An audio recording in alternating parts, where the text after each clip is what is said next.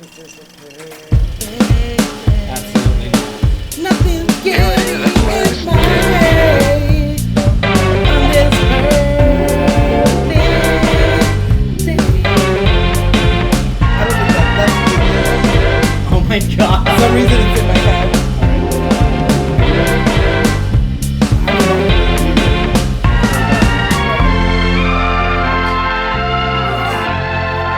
Are you ready? You don't need notes, baby. I'm like, what? Why is no one ready? I'm ready, man. What's up, everybody? Hey! Welcome to Lights, Camera, Cocktails. I was gonna say motherfucking cocktails because I'm very excited. Motherfucking cocktails. You can say it.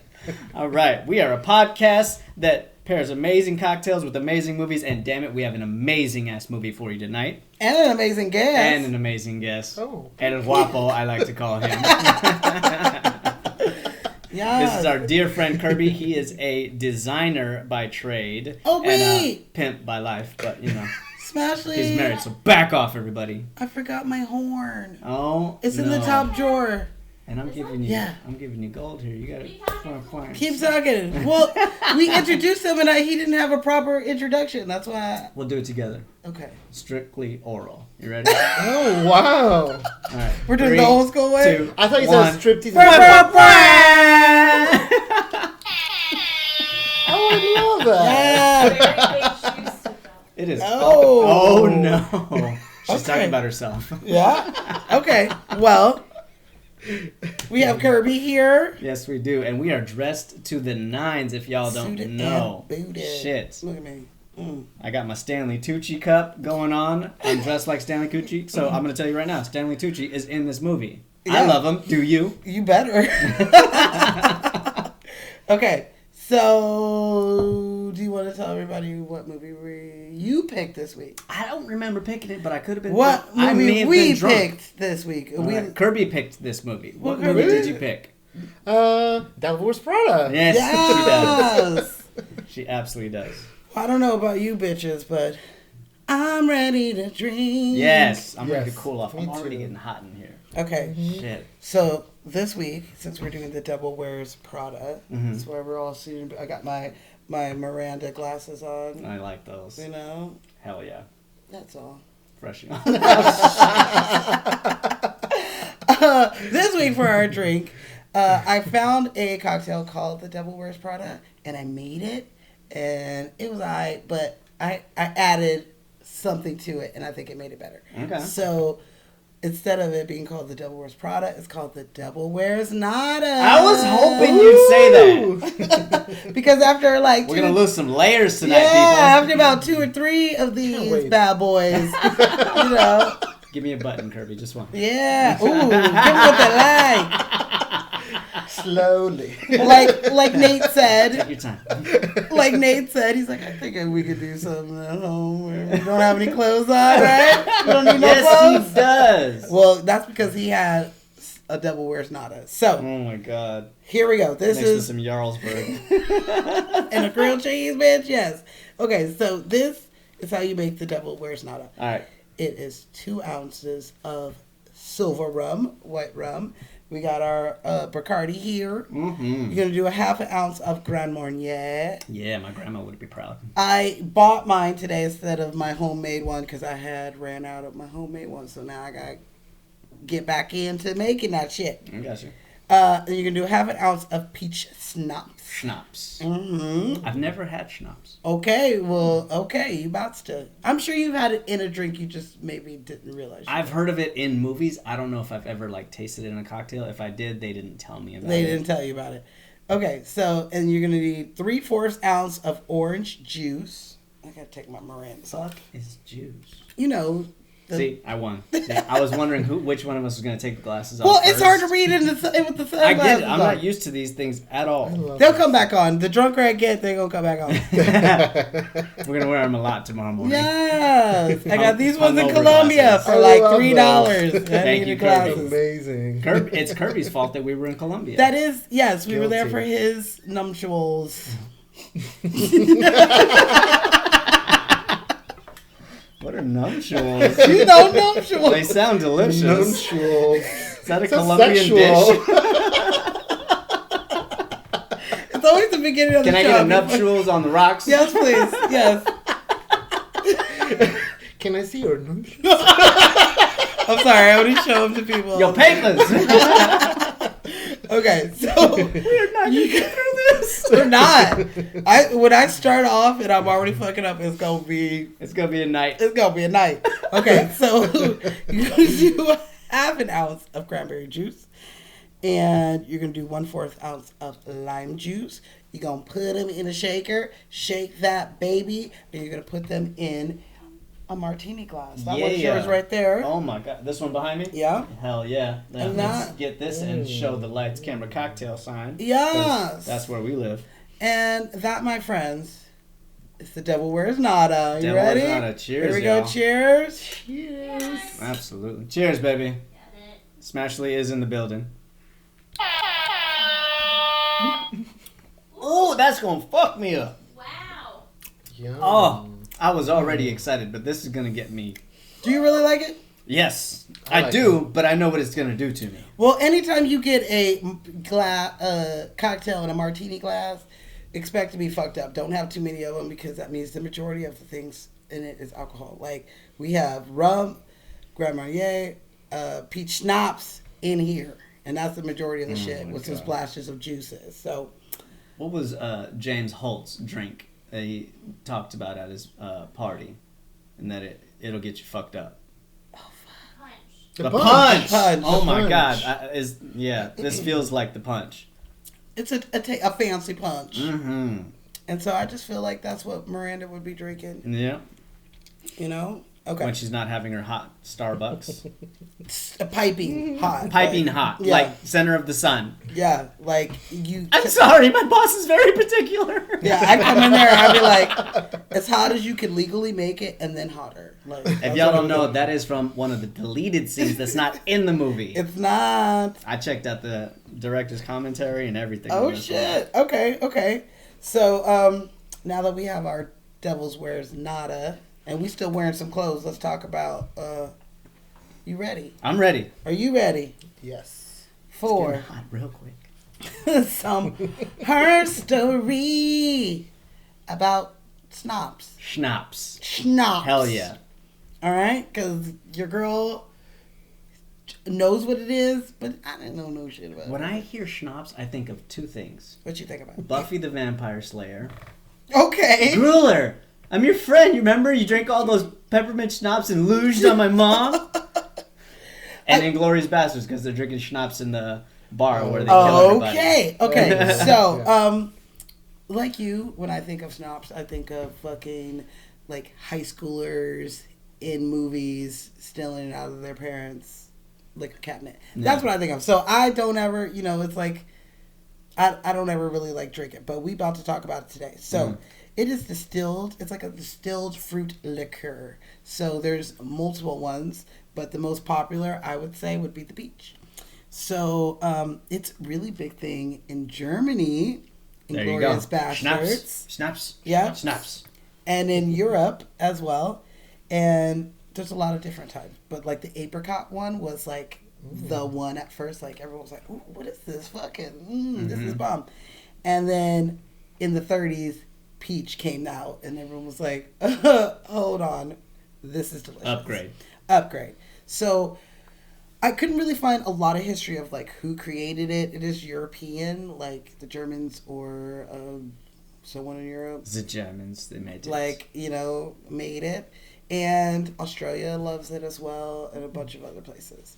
So, this is how you're supposed to drink peach schnapps.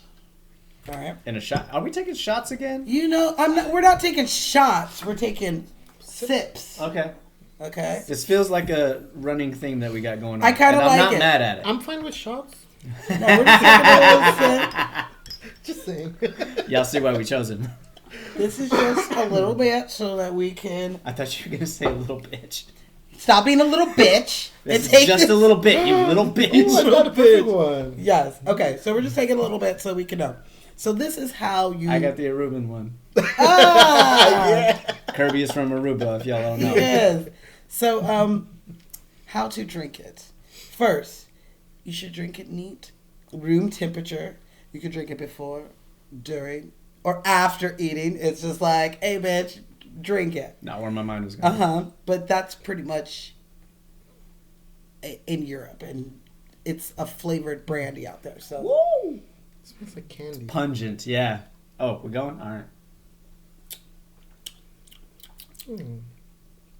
It it's tastes sweet. like candy too. It does taste like You're it. making me coffee in the morning because this is going to give me a hangover for sure. Get ready for it. So that's how they do it in Europe. But in the UK, they have like flavors that are bigger hits out there, like apple, apricot, cherry, pear, and plum are like big ones out there. Now here in the U.S., if you get a U.S. distilled schnapps, ours is from Kentucky, so it is American. It is mainly for mixing cocktails. Gotcha. So I never thought that like, ooh, you can just sip on it. Like that always sounded weird to me. No. Like, Because of what we drink here in the States. But when we go to Europe, we gonna try some real deal, like that good, where it's like sweet, but it has it's like a dry sweet. okay, kinda, because like drinking this alone all night will definitely have me calling dinosaurs in the bushes. Oh yeah.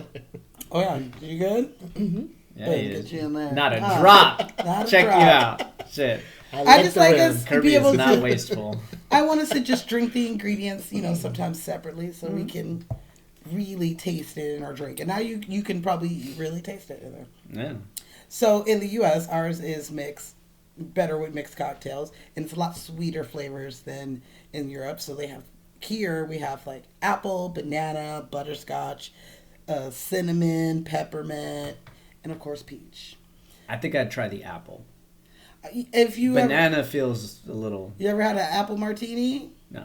Apple teeny? Yeah, that's what they use in it. It's pretty good. Okay. Mhm. And I have had cinnamon, like Goldschlager. Like Is that one? Yeah, I'm pretty sure that's like it's a schnapps Okay. as well. Got you. But like, I guess that's the only one I have just like drink on itself, which I haven't had that since I was like 19. It's like last year. Exactly. That's the shit that they're trying to get for the girl in fucking Superbad. Yeah, that's what they're The trying one to get that rid they of. drop on the bus. Uh-huh. Give me them booze. He's like, no. So, schnapps, American, goes well with orange juice, which we have in here, and lemonade. So if you have some lemonade, a cold lemonade, put a little bit in there. Sounds cool, delicious. refreshing drink. There's a bunch of famous drinks that are known for having it in it. A fuzzy navel, a peach martini. One fuzzy navel for the lady. Peach bourbon, and of course, sex on the beach, baby. Which we need to find one where they have sex on the beach so we can have this fucking drink. Yeah, didn't we do cocktail? What did we drink for that? We had the fucking The red eye. Like I couldn't do a sex on the beach. because like Tom calls out a sex on the beach. He does. The Velvet Hammer, the All Alabama of 'em. Slammer, All of them. I All could have of picked 'em. anything I wanted from that one. the orgasm. Yeah. Okay. Let's do 50 Shades so we can drink the orgasm. Ooh. Just the first one. Okay, so I like that. yeah. Kirby's coming back. All right, Kirby. Okay, so also in my ventures into learning about this shit, of course, your girl had to learn how to make it, and you can make it at home. So this Peach is schnapps? oh yeah, Or baby, any schnapps? any kind of schnapps. But today I'm gonna teach you the peach one. Okay. So this is how you make it. You are going to get peaches. You're gonna cut them up. You're gonna put them in a jar. You're gonna cut a little bit of some lemon peels. You're gonna put them in there. Boom. Then you're gonna pour vodka in there. Ooh. You're gonna close it up, and you're gonna let it sit for 1 to 2 months. Oh, wow. It also was cool because it's like one of like, because I make some stuff at home. It's one that you can taste as you go, so you can gauge what type of sweetness you want with your stuff. Got you. And So it doesn't have to stay sealed it doesn't for have those to. 2 months. It doesn't have to. And I would probably do room it for a temperature month. or in the fridge. You need to do it in a room temperature in a dark room, and you're gonna put it in there. And every period, Like growing mushrooms. exactly. But periodically, you're gonna go in there. You're gonna shake the jar, Yeah. get it all in there.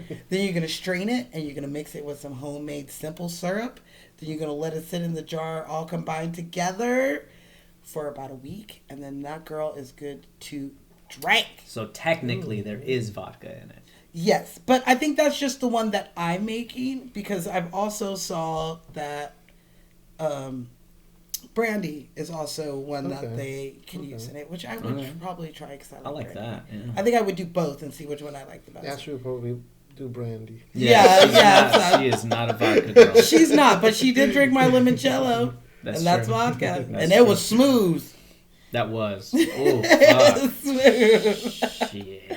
So, yeah, that's how you make peach schnapps. I'm guessing that would work the same with like apples. Or I feel like some of our pears. listeners would and should Cinnamon. try this. If y'all actually do go through with making these peach schnapps, send us a photo. Please. Email us at lightscameracocktail, no S, Get the S out of here. at gmail.com. Yes. We want to know. I want to know because I do plan And on we'll making shout it. you out. I do plan on making it. I just don't know when. I'm going to try it. Gotcha. Oh, speaking of shutting out, follow us on YouTube. We got a whole lot of shit We going do. on. I'm making some fun clips with everything that we're doing here. And we're trying to build an audience, so we can do this more often. We need subscribers. Also, we're doing our part. We're Come on the tick and the talk. Yeah. Oh, yeah, we're on TikTok now. We finally jumped on that wagon. We're on the tick to the talk. Okay? Well, that's a little bit of her story. On them peach schnapps. On that peach schnapps. It is real tasty. I'm licking my fingers. It's so damn tasty. Shit. Okay. So, I feel like Kirby's going to get more animated as he drinks. oh, I am Probably. so ready. You tell me when you're ready for another drink. Down the rabbit hole. I'm trying to go slow. 'Cause Take I'm your like, time. It's a martini. Wait, So this is fuller than mine, so I'm like, mine take is my time. mine's always full at the beginning because I do a lot of the talking. My first one's usually done by the time we finish the drinking. yeah, game. and then I start drinking real hard. And then I after can't remember Alright. shit. that. So, do you want to tell the world about Kirby? How awesome he is. I mean, look at him. Hello, he's taken though, gentlemen. She's taken. The man is married. Get out of here. You brought it. Okay, mine's leaving. I'm taking two, but I just don't wear it. But I'm single. Hello. Hey, submit your resumes, Holla fellas. at me. Shit. We were just talking. Auditions. Yeah. So Kirby, I have known, believe it or not, longer than I've known Ashley. However, they were friends at the same time. Uh-huh. So I met him while we were both new to LA, working at Home Depot, working on the side on our actual goals. All the while, this motherfucker was working with Ashley on set and did not introduce us. How dare they Going had to to wait. Vegas. Yeah, he was partying it up with Ashley in Vegas while he was working with me. We just happened to know each But other to be fair, afterwards. in the beginning, Ashley wasn't single. And then, She wasn't single when I met her. But when I met the her, tea. The tea. when I met her, Uh, and then I'm glad she became the night I single. met her and I talked to her and, let her know I was interested, she didn't say nothing about a boyfriend. Oh, I saw that recreation. That's right. It was good. Now, although we are doing a movie about fashion design, Kirby is an interior designer. He has a beautiful eye and a hell of a wardrobe. And Oh, so yes. that is one of the reasons why we asked him on this episode, and because I just love It's him. about man. time. I'm excited. We just love him. Yay. And thank you for having me. Yes, of course. That Okay. being said, you didn't put shit in my drink, right? Because Not I've this heard time. stories. Not this time. Kirby's a prankster. Well, I'm off tomorrow, so as long as it wears off in 24 hours, we're Gucci. Okay, so it is March, Yes, it is. and we themed this month. Say it, Damn it! I already forgot it, but March my way. march your own way. March your own way. Yeah, so we chose some women empowering movies. Which is so to awesome speak. because March is International Women's Month. Is it? It is. Yeah, see? The universe just told us. Just told us what our movies were going to be. So, I don't know about you guys, but it's time For what? for the motherfucking drinking game. Yes, are you ready? Kirby's already drinking. I'm already drinking. Grab that Devil Wears Nada. And I'm get trying ready. to go 1-1. Get ready. Okay, so you gonna take a sip every time Andy's phone rings. Oh no! Whatever the fuck that annoying. I feel Oh my like God. if that was me and I had to hear it all the time, I would change it up. Like it would be like the Wicked Witch of the West, like what she calls, or like They Darth do that Vader. shit in Ted. Yeah, I would do like Mila Darth Vader. Kunis's ringtone is Darth Vader. Yeah, it would be like doom doom doom Dun, doom dun, dun, dun, dun. Like oh shit, my boss is calling. Like it wouldn't be that annoying. What is noise. that? It sounds negative. What does Nate tell her too when they're in the heat of an argument? They're breaking up. If as you wanna see know, it. It's like he in case says- you were wondering, the person whose calls you answer is The that's one whose you- relationship you're in. Yeah. So Boom, got her. got her. I'd be like, well, bitch, you don't pay me, and I would just answer that shit. If you paid me, I would answer your phone more. Okay, so Right? Depends on the currency. that's true. That's true. The dollar ain't worth as much as it used to be. You gonna take a sip Take a sip. when Miranda says, "That's all." Oh fuck. And she says it quite often. I And fucking love it. Emily. Emily, he's like, That's that all. means you. Oh my god. You're right. She means She gives you. her that up and down on her fucking shoes. I'm like, oh my god, she got daggers in her eyes. Yeah, that She, would. she her said eyes so all- much without making the sound. Oh my god. She made you stop so she could look at your ass and tell you to leave. Yeah, that look is like, you need to question everything you're doing with your life. Were you blind when you got dressed? Like, is that what we're doing? Miranda's seen me. She knows what I look like. Do you?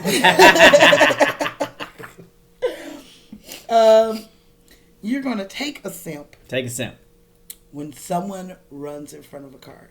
Now, I don't know if you noticed it this movie, and yes, we're talking about Emily, of course. I was saying, you does it know. count when she gets It definitely counts if Emily boom, gets it. 'cause she- papers everywhere? But if you pay attention, people are just talking and running in front of this, like The clackers street. do it. The clackers, they get in the goddamn middle of the street and they hail a cab.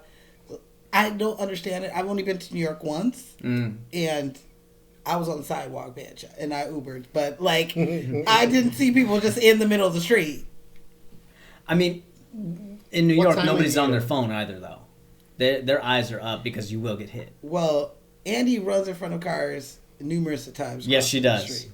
Yes, she does. So every time she does, it could have been a close call, like Emily's.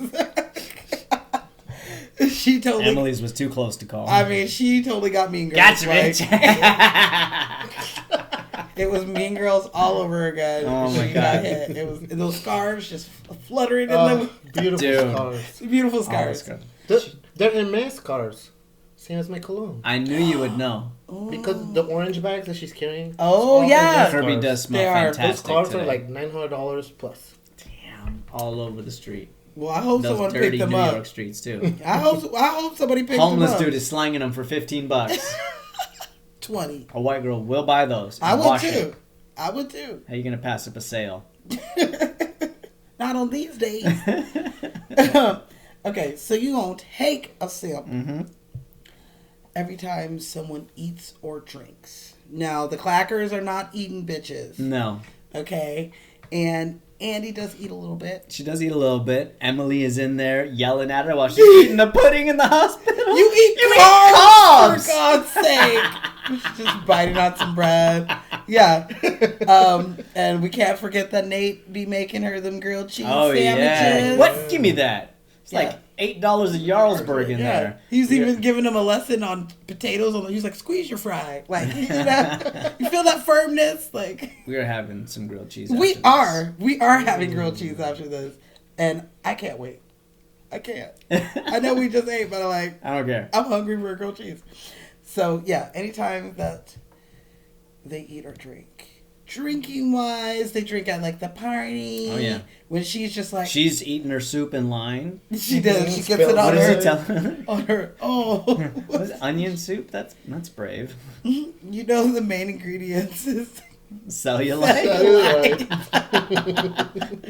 yeah. Okay. That's, She Yeah. eats Very her bagel. she I don't eats know her what bagel. Oh yeah, dude. Did That's someone the eat an onion. onion bagel? She's like, oh shit. She's like, Yeah. Needless to say, he is my favorite character. I know. And always. Are you gonna tell everyone how you got your cup? Smashley got this for me. If y'all don't recognize this, it's from a little known show called Abbott Elementary. Mm-hmm. Melissa drinks this while they're in the teacher's lounge. So this is from there. They have their own. This is an extra cup, and it is mine. We keep calm and we Tucci on. We do, and today is no different. Mm-hmm. So, you gonna take a sip Take that sip. when they name drop designers. Now, if you're not a fashion queen, then you might not know some of these things. You might be like Andy, and she's like, "Can you spell Gabbana?" How do you spell Gabbana? Gabbana? Hello. gosh. That's not. It's like my favorite line. Do you have de Marchelier? No. I have Patrick. I have Patrick. Patrick. Yeah. You're gonna need some Jimmy Choos. You're Yep. in desperate need of She Chanel. said Calvin Klein skirts. What kind of She said, skirts? which skirts? I tried to ask her. You never Never. ask. So yeah. Bore me with your questions. So any of those? Are those the The Chanel, Chanel boots. Yeah. Yes, man. That's good. You know what that is, right? That's my Chanel boots. No. The girl that she's always gossiping with. Oh yeah, of course. All right. Not everybody knows. She's Mrs. No X. longer X. Mrs. X. Tom Tom Brady. Brady. Giselle. I do like Giselle, and I feel like I will do another movie with her in it. Taxi. I like that. With Queen Latifah and Jimmy Fallon. I was just scrolling past that today. Were you? I Yeah. saw it on one of the streaming sites, and I was like, I haven't watched Don't it ask yet. me which one. There's so many nowadays. So yeah. Back to the lecture at hand. So anytime they design a drop, you gonna take a sip. And Does if it you're a will count queen, when he's like examining her purse and he's like, who made that Oh. beautiful thing? You, of course. no, because he does not say his name. True. She does. I'm looking for James Holt. Oh, that's right. I'll allow it. We'll God, allow you it. always fucking find I'm gonna some find the loophole. loopholes. You find a I'm loophole gonna get every you time. drunk. I'm trying to get you drunk with a nice. You drink. might. Okay, so yes, anytime a designer is named, if you just talking to him and you say his name, it counts. Okay. You gonna take a sip Take that sip. when Paris is said. Oh, I finally get to go to Paris and actually see Paris. Paris. Oh, that's like my favorite line. I get to go to Paris. It's divine. I do like. This prissy bitch. Do you want to know that what really gets me is you're gonna go to Paris and all the cool clothes you're gonna get. Like You her- don't You deserve them. don't deserve. She doesn't deserve them. She really don't. Oh. But I know Emily works hard, but does she deserve them? Not with that attitude. I think she deserves them. I mean, it's all she cares about. That is all so she cares about. That being said, And she I mean, does. she was there before and after. Yeah, she's she's with still there. Miranda. I think, Yeah, she's still there. She's got to train all the other bitches. She definitely deserved to go. She We'll get into it. She deserves the clothes because she appreciates and cares for the clothes. That's true. That's very true. Andy might I mean, wear they'll it. drown her, but She could take a minute. You know? That's the best, like shady ass line to someone who's giving you I don't thousands know. of It's dollars a worth of huge clothes. imposition. They'll all have to be taken It in. is. I mean, they'll drown me.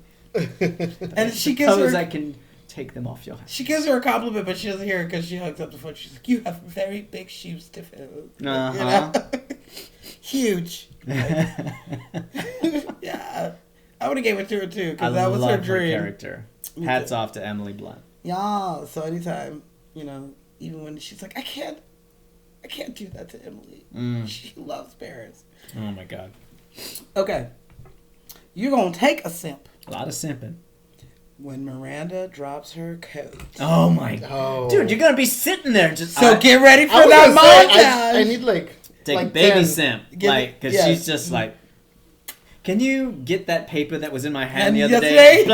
Blah. Can you Take what's his face for a walk. get reservations at that place by the window? Like some Oh my rando God. ass shit.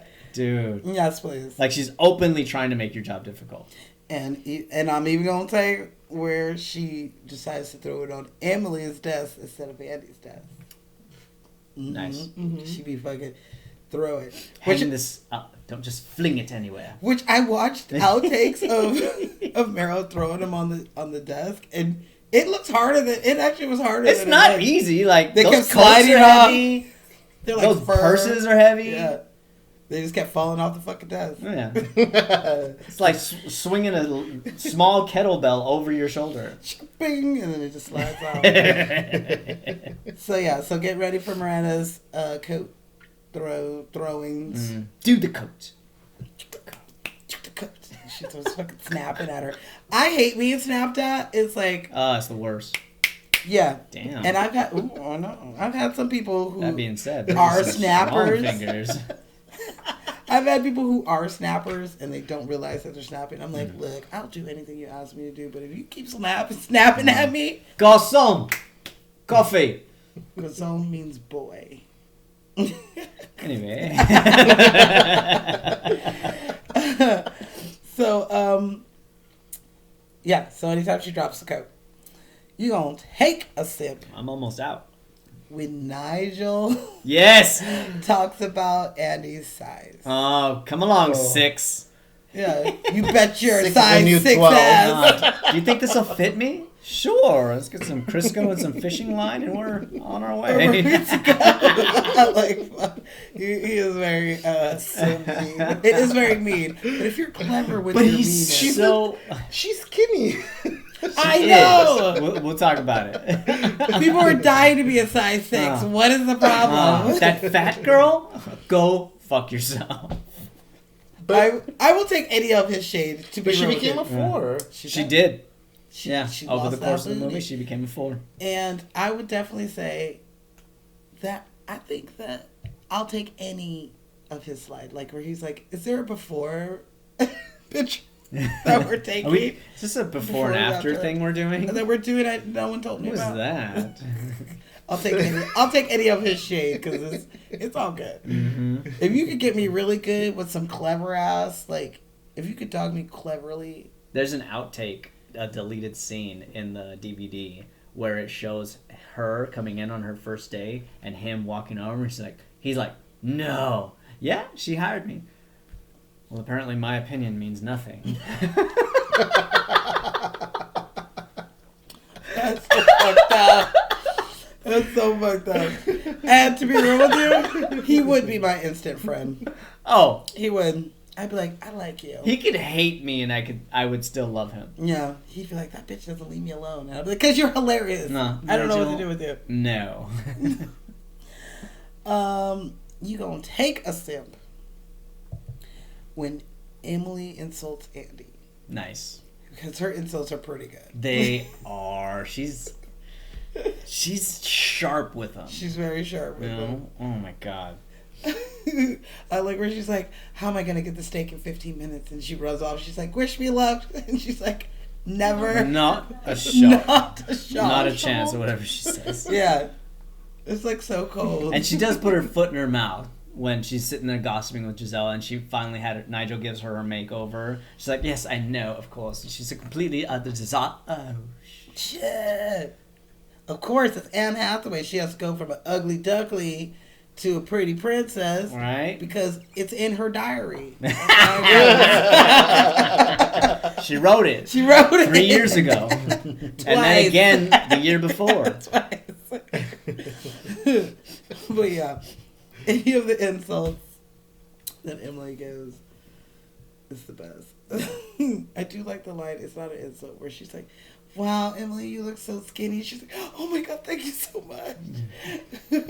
What I do is I don't eat anything, and then right before I'm supposed to pass out, I eat a block of cheese. She's like, "I'm one stomach flu away from my goal weight." Oh my God. So bad. So bad. But yeah. All right. So you gonna finish your drink when Andy gets the job. Nice. So when she That's gets an the early job, one. Yeah, we gonna get in there and let's knock it back. Mm. We gonna because there's a lot of crossing the streets. Yes, before there is. that. Absolutely. There's eating before that. I'm gonna Stanley Tucci be and throwing shade. fucking Emma Blunt be fucking give her mud shade. So you might be almost. I'm sorry, on you're mud, busy. Some hideous skirt convention to go to. One, I love that my line. God, that was the worst. I love that line because she gets herself. She laughs at her own joke. She's like, that's good. Yeah. It was a good one. It was a hideous skirt. I'm not gonna lie. So there's a lot of drinking going on in the first. Okay, so you gonna finish your drink when Andy shows up at the Met Gala or the fundraiser, which is it's the fucking Met Gala. Isn't the Met Gala a fundraiser? Where Tucci tells her, always boobs pointed out. Yeah, she gets out of the car. And he had to stop his interview to be like, "Bitch, bitch, you look amazing. Look at her. Maze balls." Yeah. So you gonna take a sip Okay. or finish your drink? Finish your drink. You gonna finish your drink when Andy throws her phone in the fountain. Oh yeah. So that'll be your last phone simp, and then you just gonna take it down. I like it. Yeah. Finally gives in. Nope. I'm gonna be happy. I'm gonna be happy. So, is there anything you would add to the motherfucking drink game? I don't want to because there's a lot of simping going on. There's a lot of stuff. Everybody's simping around here, but I do have one. But I'm gonna let Kirby decide first. Do you have anything to add? You got anything you would add to the game? I can think of one right now. Okay, I have one. Take a sip. Anytime you see somebody who is playing themselves. Okay. There's a number of actual famous designers or models or people Valentino. in Valentino. the industry Heidi. in this movie. But Heidi's not playing herself. Really? Oh no, Yeah, Heidi she is is. playing Yes, herself. she is. She is She's playing just- herself. Uh-huh. She's just at the party. Yeah, True that. I'll give you a hint. There's about 6 or 7. So anytime you see a famous person who is portraying themselves, take a drink. Okay. What you got, Smashley? Did you do the drink every time, like the fashion montage, like the different outfits? Ooh, I thought of that. I really did. People I gonna be almost, drunk before the movie is I was halfway gonna do done. every time she changes The her clothes. montage part. All right. When she does her makeover, and then it's the montage. Everything of she walks into. Yeah. Okay. She's hailing a cab and passes by, her outfit change. She walks past a pole, her outfit change. You know what? Smashy, I like it because this is a fashion movie. She's already going for her Pepsi AC, Oh, so that shows I have you how one, I much have this one. drink will fuck you up. Oh, you got one? Yeah. Every time they mention or you see the book. That's a good God, how did I one. miss that one, Kirby? Thank Nicely you. Okay. done. I'm Y'all drunk gonna get already. fucked up. I'm Okay. feeling good. Cheers to Well, that. On that note, that is the completely made up drinking game. Yes, sir. Oh my god, I'm feeling good. We'll get ready to feel better. Oh shit. You ready? Yes. Because it's time for the stats. You know what? Let's go. Normally, I'm not nervous, and then you say, you know what? You throw a wrench in my whole system and tell me that it scored a 26, but I know this isn't going to score a 26. All right, well, you know. Money Train is a good movie. It is. Or else we wouldn't have had it on the show. It's good. Go watch it. It's Go streaming watch on it. something. Okay. Woody and Wesley, how can you go wrong? And J-Lo.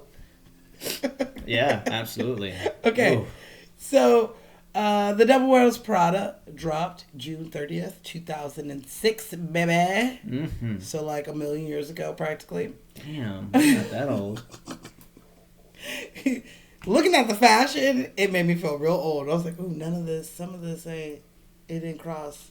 I don't know. I saw You a don't lot of know. stuff. I'm like, a lot of that stuff will work today. I do believe that Meryl Streep's outfits hold up really well. Sure. Out of everybody, I feel Andy, like hers when is she a- does her makeover, a lot of that A will lot of hold it. up really well. Emily, not so much. Some of those things that she was wearing would be considered a hideous skirt today. But back in the day, I thought Back in the day, she it was, looked- yeah. that bright ass blue eyeshadow and shit. Yeah. Oh, I know. Her makeup. It was 2006. It was I was watching it. I 2006. was like, yeah, this is 2006. I mean, Oh, they Time just, Capsule. they're just getting out of the low-rise jeans at that point. Oh. Like, You're right. The high waists were on their way. They uh-huh. were. So the budget for this movie, $35 million. Well, that's a lot of cheese. Translate that into 2023 money, it's $52 million. A mid-level movie that we don't do anymore. See, if we did mid-level movies nowadays, we'd have more movies like The Devil Wears Prada. This is such a great. Come on, studios! Get it together. Can't all be Marvel and DC movies. Shit. I mean, don't stop making them though. No, I'm just saying. For them, it's either 4 million or 400 million. I mean, I don't Nothing know, in between. I don't know how much the new Creed is, but I'm gonna spend a lot of money to see them sweaty ass motherfuckers fight each other. Oh yes, I will. Okay, anyway, so You can see me fight for free on camera. I do see you fight for free, All right. but you're It was not good, sexy wasn't to it? me though. Okay. Okay, But I had other opponents that I was fighting. and they were There was like sexy. a lot of them. Yeah. Alright. There was one dude, he could just scoop you right up. Ooh. Is he single? No. Then why you Are gotta they bring it- ever? They're never. Just a forever single. That's fine. It's fine. I'm fine. I don't need But therapy. We're going or all nothing. together. I thought we agreed to this. Yeah. Well, you got Smashy to like. But like whoever. But you got the world. I do got the world to to ride. Okay. You are a woman. I'm You a go out there and lady. get laid tonight. Lady.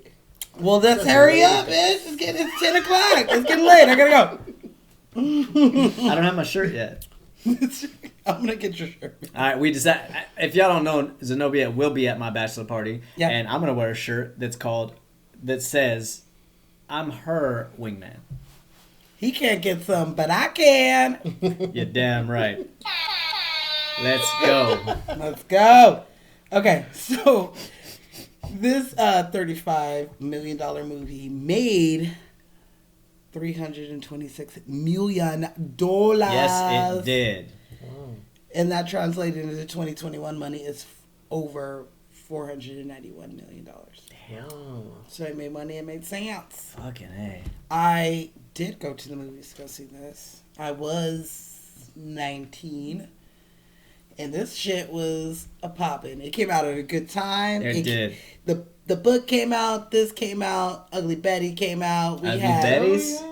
Yeah, Ugly Betty. We had a fucking Top Model, Zoolander. Like, this was like the heyday of like making us kind of want to be like models. We had Victoria's Secret runway holiday fuck shows. Like, it was all this shit was like a thing back then. So, of course, it made a lot of money. Absolutely. They played on our.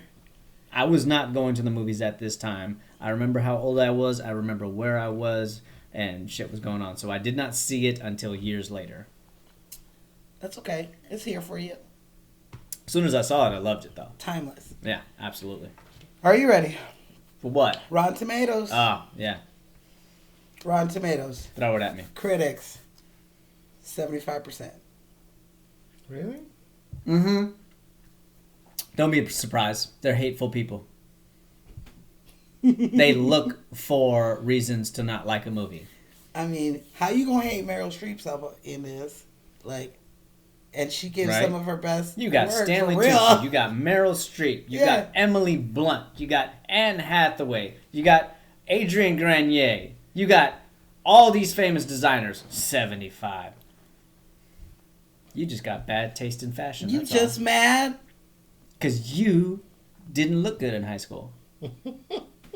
I didn't, but I wasn't mad. I went to the movies to see I'm it. I not thought talking it about was- you. I'm talking oh, about the okay. critics. I thought it was great. The critics didn't look good in high school. Okay, They have no fashion sense. That's what it is. you ready for the audience? Yeah. 76%. Wow. I thought it would be better. I thought it would be better. Um, I have theories on why, but I'm not going to say it because then that will put some shade on actors. okay, well, you want to know what the ZZ Fresh is? What do you got? ZZ Fresh. 98%. I think Hey. that it's really good. Yay. It does feel like a time capsule Yeah. for someone who was very young during that time, and like the music, Mm-hmm. the clothing.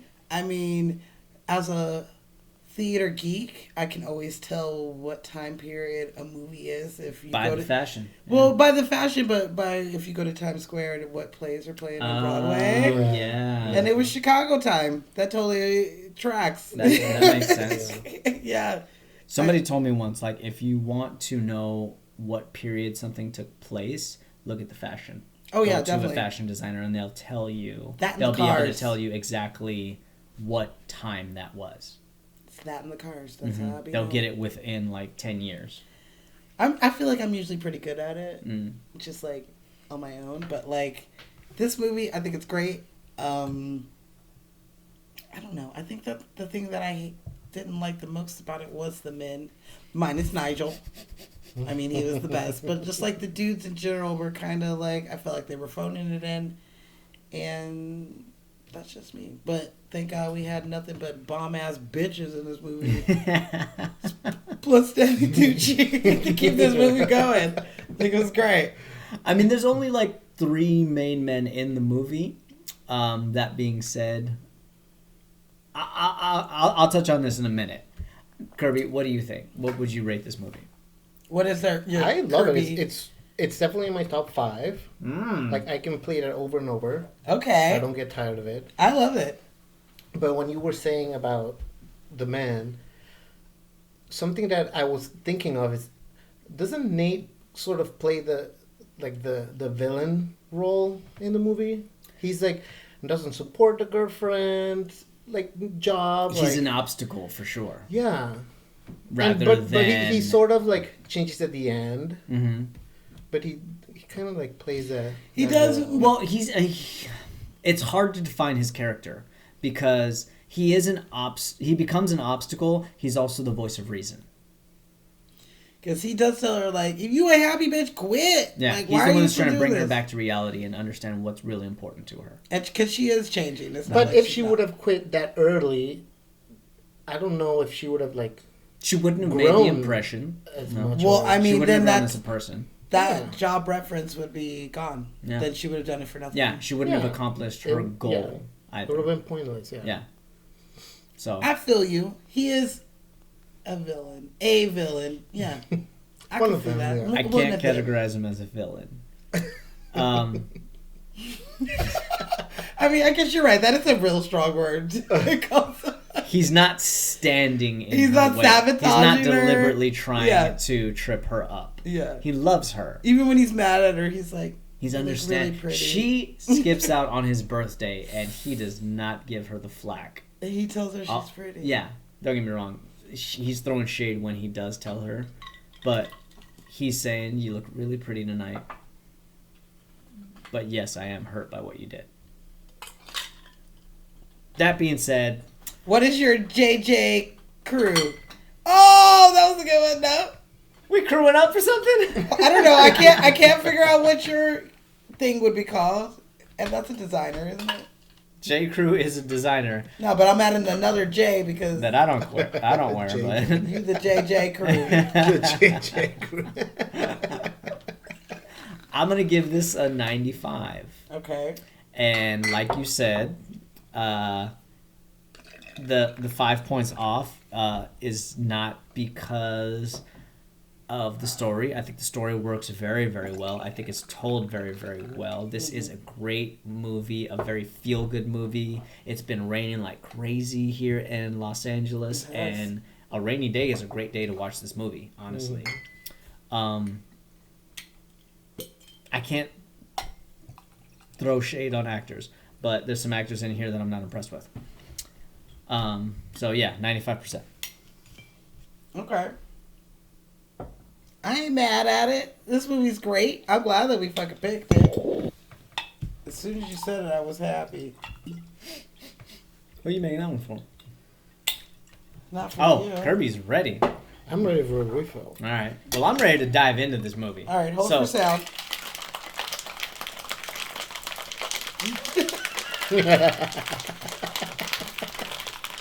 Okay. Thank you. He's okay! Woo! Okay, I'm sorry. We back. What the fuck happened, dude? No, Stanley Tucci wouldn't do that. It's No, happening. isn't It's drinking. happening. The layers are coming The off. layers are coming up. The devil's about to wear nada. Prada or nada. Stanley Tucci doesn't drink his Negronis on set. You don't know what he has in his cups. I don't know what he has in his cup. Oh, that being Okay. said, So, layering down. woo! That's the stats. Take it off. All right, I yeah. fucked shit up. Let's do this. And we're back. And we're back after I spilled the whole drink on the floor. How you like my? Oh, see, I wore this tie specifically because it's got the wider frame, which is more like what Tucci wears in 2006. I don't know nothing about no ties. At all, bitch. It's Okay. fine. The audience will wait, Kirby, for your Sorry. picture. I'm sorry. Sam just sent me a picture of the dog, so I had to like. How reply. dare. Oh, Ryan. Speaking of famous actors. Oh. All right, let's dive into this. Let's do So, this. something I do want to talk about is the deleted scenes. Oh. Now, there are a number of deleted scenes in the DVD that you can check out if you have access to that DVD, and they're fucking hilarious. The editor took them out because in his defense, it does slow down the movie. Like, a lot of them take place before she even goes up there to get the interview. So it's her in the elevator, and she's Andy Sachs, brand new, and she can't get into the elevator because her fucking car doesn't work and all this shit, and these entitled bitches are not waiting for her. Then the second that she's in the elevator, they're all complaining about how ugly they are or how ugly they feel. And she's just sitting there listening to them like, bitch, you're a model. You're absolutely gorgeous. What the hell is going on? One of these girls straight up says, I almost called in fat today. Called in fat. Wow. Oh my god, I'm so using that. Whoever wrote that, thank you. I'm calling in fat today. I'm calling in fat today. Like this 5'10", 108-pound blonde British girl. I almost called in fat today. Oh my god, I feel terrible. I look terrible. How come we don't have these as real days I could call off for? Wow. I feel fat today. I'm bloated. I'm not Yeah, coming it's a in. bloated day. Yeah, this bloated days I don't want to go to work. Mm. But if all I have to text is I'm taking a fat day, it would be brilliant. Mm. Something that's fun, a little fun fact. There's a reason why in the movie when Andy receives her first call from Emily, it's like 6:30 in the morning. She's like telling her, you got to go pick up the coffee, you got to do this, you got to do that and the other. There's a reason why you only hear her voice. The outtake or the deleted scene is on the DVD, and the magazines that she has on the desk while she's saying all of this on the phone are blurred out. They Which use real mean ones. They Oh. used real magazines that they didn't have clearance for. Yeah. Therefore, in the edit, they took out the video and just added the audio over the phone while Andy is talking. There's a lot of things in this movie that they either cut out of the script or they didn't even end up filming because it was like extra. It's like $10 million worth of extra scenes that they were trying to film. Damn. Yeah, That's but they didn't have the time or the money. Can I just get like 25 G's to finish my movie? Fuck. No, Damn. 10 million or bust. Okay. 10 million will work. Yeah. And what I was talking about earlier is one of the deleted scenes. Okay. When she's saying, like, hot. No. Can you get this hotter? Like, center of the sun hot. She's standing in line in Starbucks with the phone, with the shit in her hand, waiting for Miranda's coffee, and it's not hot enough. And then she's apologizing to the barista. She's like, I'm sorry, my boss is just very in particular. She's like on the verge of tears. Oh, that's funny because that's Meryl Streep's daughter. Oh, Her real daughter Yeah. is the barista? Uh-huh. Oh, I didn't know that. When did you work with Meryl Streep's daughter? Yeah. Yeah, she's in that. She's in Good Girls. Oh. Who does she play in Good Girls Revolt? She's in the pilot. Girl, we can barely hear you over there. Peanut Gallery. Peanut Gallery. She's in the pilot. She's in the pilot. She's in the pilot. I'm shitting. Gosh, she looked familiar. It's just because she's blonde. Yeah. Uh-huh. Oh yeah? I thought you looked familiar. Also, is there a reason why there's 4 Starbucks cups in the cup holder Yeah, that who she are the always other puts ones on her for? desk? But she always puts the 4 on Miranda's desk. Ooh. Maybe because she A asked for fuller extra tray an looks extra better. Different temperatures. extra shot. Yeah. One's probably for Nigel, That could be right. one's probably for Emily, and one's for Miranda. Who knows who the fourth one is for? That's Nigel. Maybe she gets her own coffee. Babe, have you been drinking? Because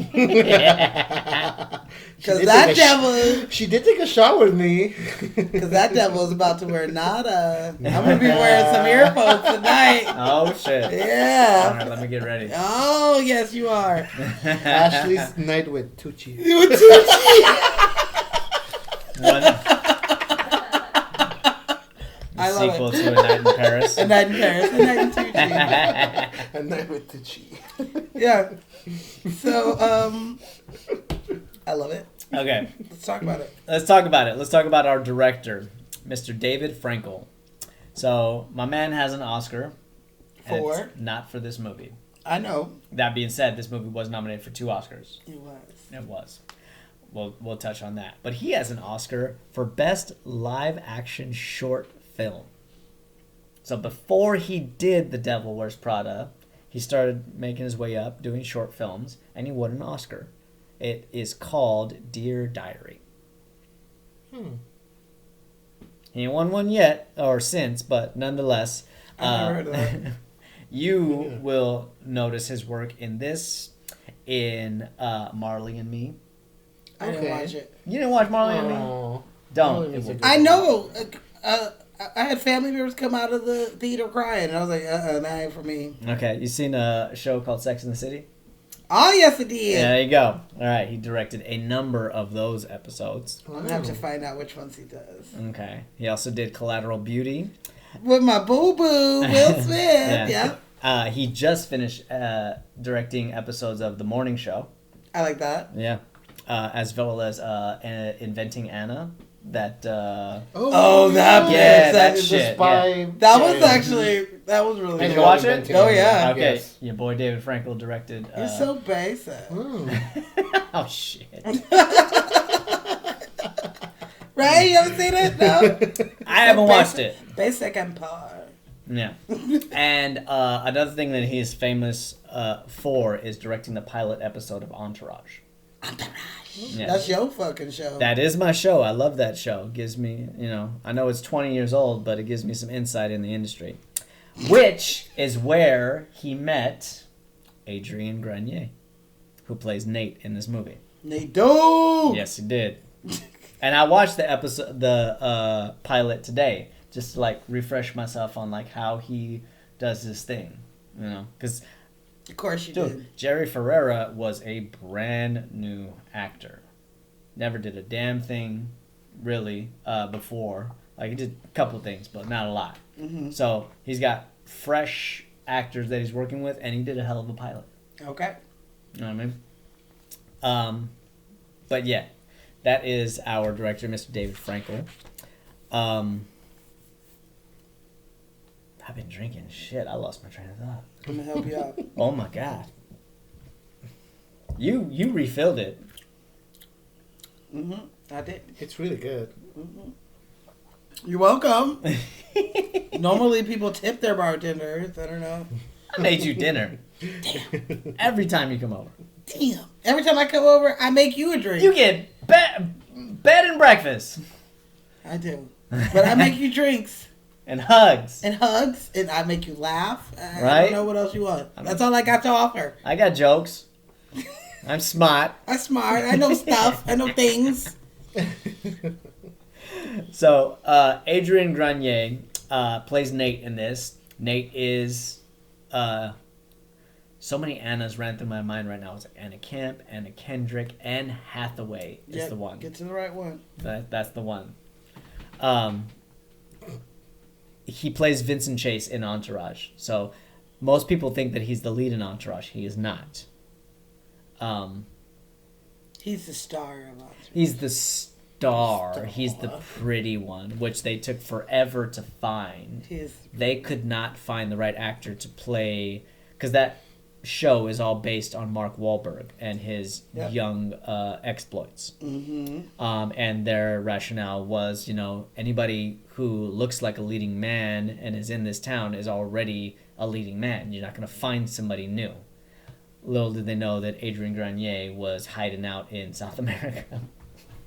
Oh, really? So my dude is a world traveler. He is a humanitarian. He can go anywhere and have nothing but a backpack. Like, he's a free spirit. He doesn't... He sounds like some people we know. Yeah, absolutely. you may find him in Colombia banging some bongos one day. What? Was he there when we were there? I'm not saying he was there. I wanted him to bang on my bongos. I was going to say. I'm for the bongos. No, the bongos were waiting. Yeah, they were out and ready, and he was like, where was he at? He's not the type of guy that values money. That being said, he's real pretty. He first got started in such movies like Drive Me Crazy with Melissa Joan. You drive me crazy. Okay, that's the first thing I remember. Right? They're on the that dance movie floor. Was such a good movie. Who are we making jealous? Everyone. Yes. Mm-hmm. Where Melissa Joan Hart takes him because he's her next door neighbor, and he's like just like this. He's bumming it. He's just shows up in whatever he wore the night before. His hair is overgrown. He's so cute. She shaves him down, cleans him up, Ugly duckling. redresses him. All of a sudden, exactly, ugly duckling, and every girl in the school wants to hook up with him. 'Cause I'm gonna keep on loving you. That's all I think of. The only thing I wanna do. He's really cute. Yeah, I do want to rub my fingers through his curly hair. In Colombia, yeah, let's do it. Yeah. So he does still work as an actor, but he don't need money at all. Like he played Vincent Chase for 8 seasons, I'm just gonna say, and a couple of movies. You can't say that because some people are just bad with money. I'm not saying that. Well, he could have spent I don't a week think in Vegas he and is. blew most of his Nah, shit. that's not his idea of fun, though. You know him personally? No, Is he I know single? about him. Oh, okay. And so, like, his life, what he does, he goes to save the whales. Like, Okay. he goes to volunteer at, like, places that have just been hit by, like, tornadoes and hurricanes and can things of save that me. nature. I mean, Leo does that too, but he also fucks models on a yacht. I've seen many scenes like that of Adrian. But no real life tabloids. Like, That's true. I never hear that. he's like Bill Murray. You can't get a hold of him. Ooh, I'm gonna get a hold of Like, you got to track him down. Like, the guys from Entourage have their podcast, and they can't get him on the show because he doesn't answer his phone. Dang! Wow. Your own homies? Okay, well, all right. Well, then fine. But I'm gonna find you, and I'm gonna rub my fingers through that hair. That being said, that's Adrian Grenier. He's Nate, and he has been accused of not being the best actor. I think he's okay. I think he's pretty good. In this character, I don't think he is the villain. Dun dun dun! Fight me! I don't think he's a villain. I do think that he does hold her back just slightly, and he does keep her grounded to be like, "Hey, you're not supposed to just change completely." He's a reality check. You know, like he is the one that's letting her know, "Hey, you're changing with this job." You know, like it starts with when she gets upset when they're playing around and they're answering their phone.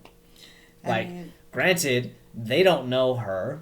they don't know Miranda and how crazy she is. Plus, she just gave you like Exactly. $1,000 worth of free fucking shit, True. right? I mean, she didn't give it to her. Like, the No, company. not Miranda. I'm talking about like Andy Agreed. gifted you guys with stuff, Agreed. and then you gonna treat her like some shit. But that responsibility comes with the job. Yeah. I don't work in the fashion industry, but in the interior design industry, you're on call 24/7. Yeah. Mm-hmm. And okay, you can choose not to answer, but you're just the one who's not gonna advance. Right.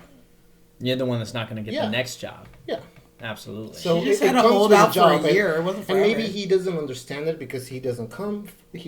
True. Like, What he does. I mean, he's an aspiring chef, and he's very good at what he does, and he's very passionate about what he does. However, he has a very good work personal life balance. He understands that there are some things that are more important than just work, and that will slow down his upward progression in his career to a certain degree, but he's okay with that. He understands that he's taking the slow road, and therefore, because he's taking the slow road, he has time to spend with his friends, to create memories, to have a relationship with her.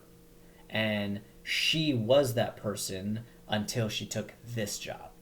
Yeah. Yeah. Thank you for coming to my TED Talk. All right. Can I give you a fun fact? Mm-hmm. Let's talk about the book. Ooh, the book. And I'm not talking about the book that Miranda needs delivered to her house. I'm talking about what this movie is based off of. I thought you were talking about the book. Me too.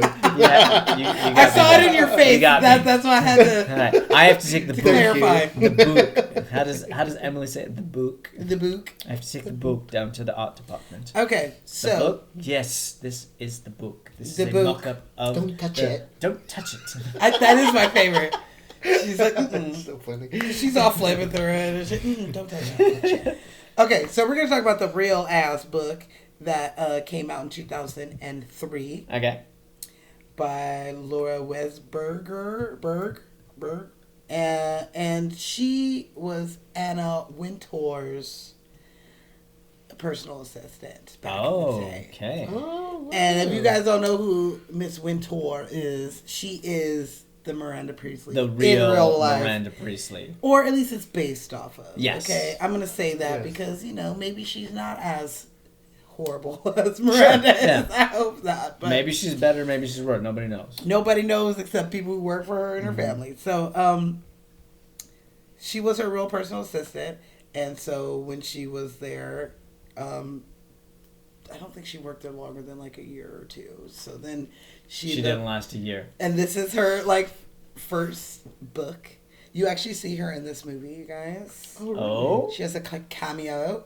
She plays the twins' nanny when they're on the train. in the train. Nice. Oh, I'm hearing a lot of okay. gasping from I behind love the it, I cameras. love that. Especially giving you the mad Acting like fun you're facts. working on your laptop. You're just joining us. Come here, babe. Sit right here. Sit right down next to us. Bring There's your plenty of drink room. So, yeah. And so, yeah, she's the nanny. This book was on New York Times bestsellers list for about 10 weeks. Ooh. And there's even sequels to this.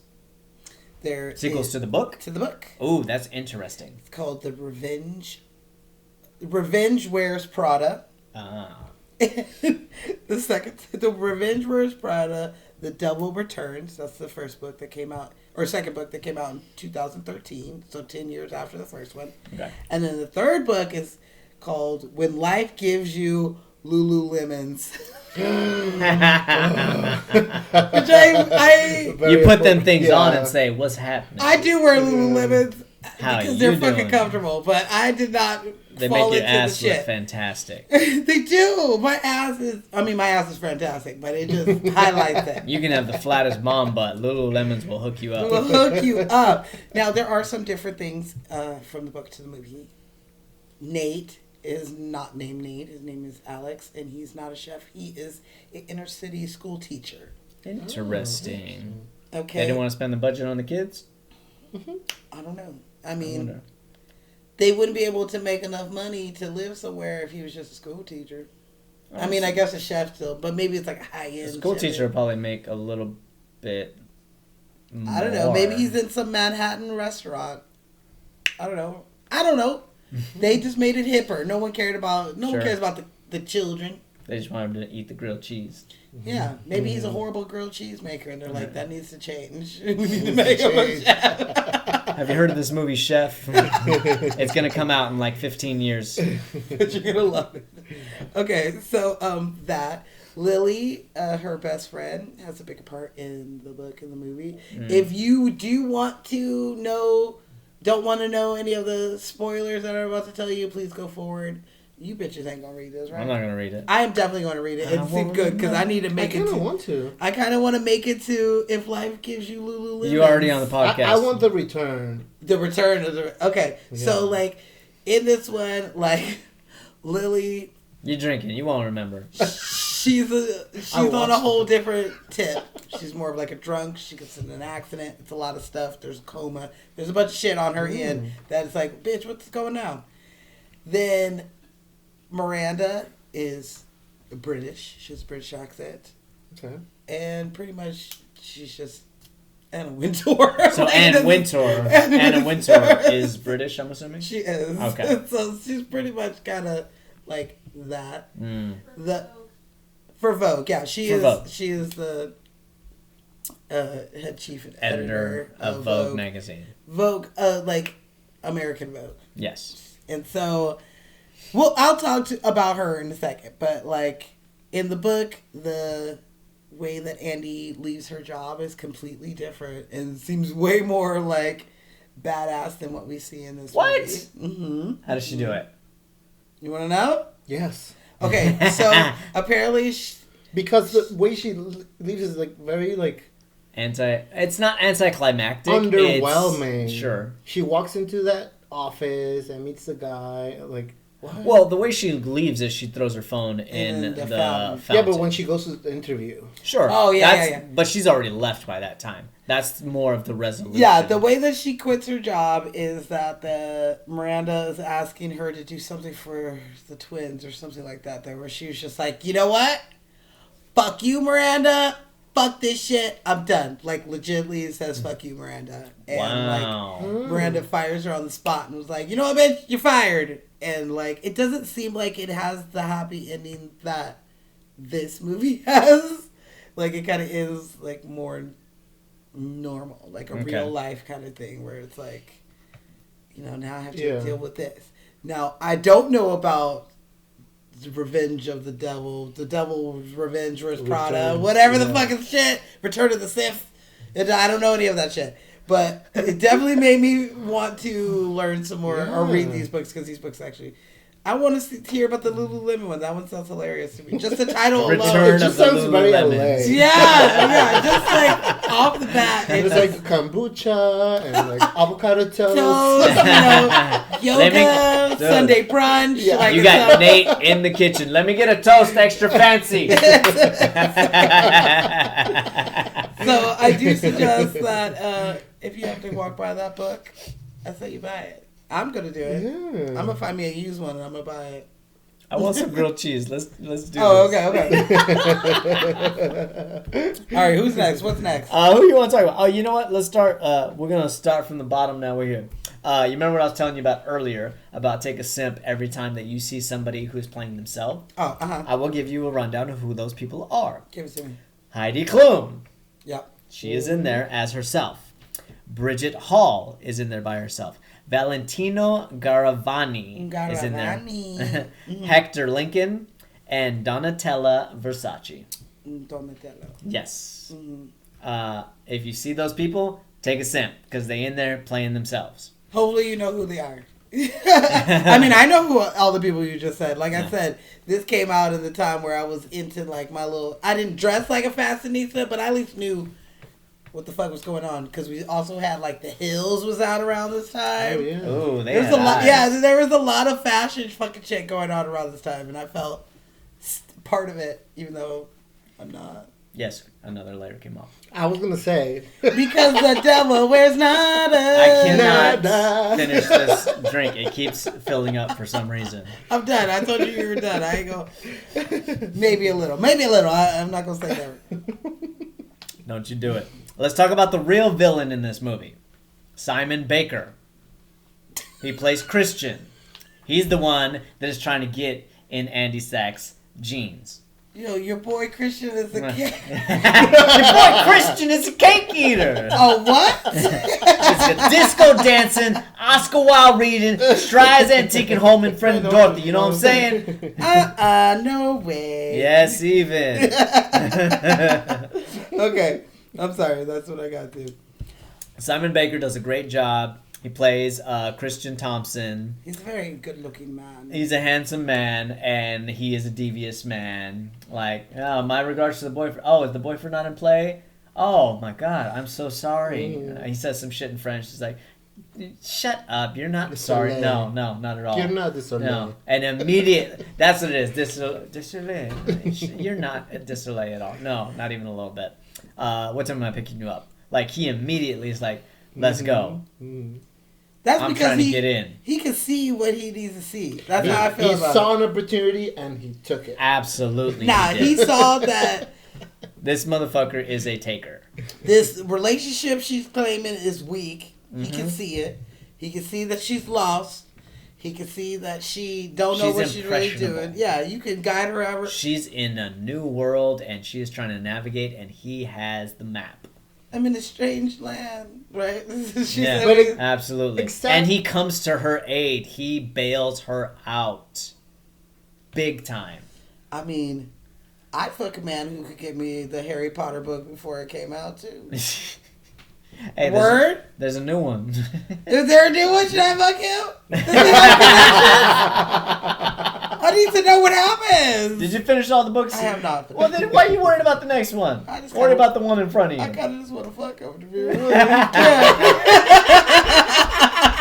Got a kid. Alright, well, my dude, I don't have a lot on him. He's an Aussie. If you really want to look at him a lot, you can check out every single episode of The Mentalist. Oh, yeah. Because he is the star. He is a producer on it. He directed some episodes. Like, that's his Ooh. show. Okay. I watched a couple episodes, but I don't remember much. So, Simon I Breaker, was drooling. kudos to you. We hated you. I mean, he would have got me. He would have got me in Paris. He would have. You're in Paris. He would have got me in Paris. The Eiffel Tower. He's like Tower. speaking French to me. You gonna let him Eiffel? No, I'm not going to the Eiffel Tower. On London Bridge, is that what it's called? Nah, it's called the Eiffel Tower. The Eiffel Tower. Him and James Holt. And James didn't want to be there. I'm not against He's a real pretty man. I mean, James Holt is a pretty man. I mean, I think everyone's pretty. You know who else is a pretty man? We're gonna dive into it right now. Let me change my glass. Stanley Tucci. Oh, yes, he is. Stanley Tucci, if y'all don't know, is one of my favorite working actors today. I love this man. He plays Nigel in this. He is a modern day gentleman. That's how I would categorize Stanley Tucci. If you want a good character Mm-hmm.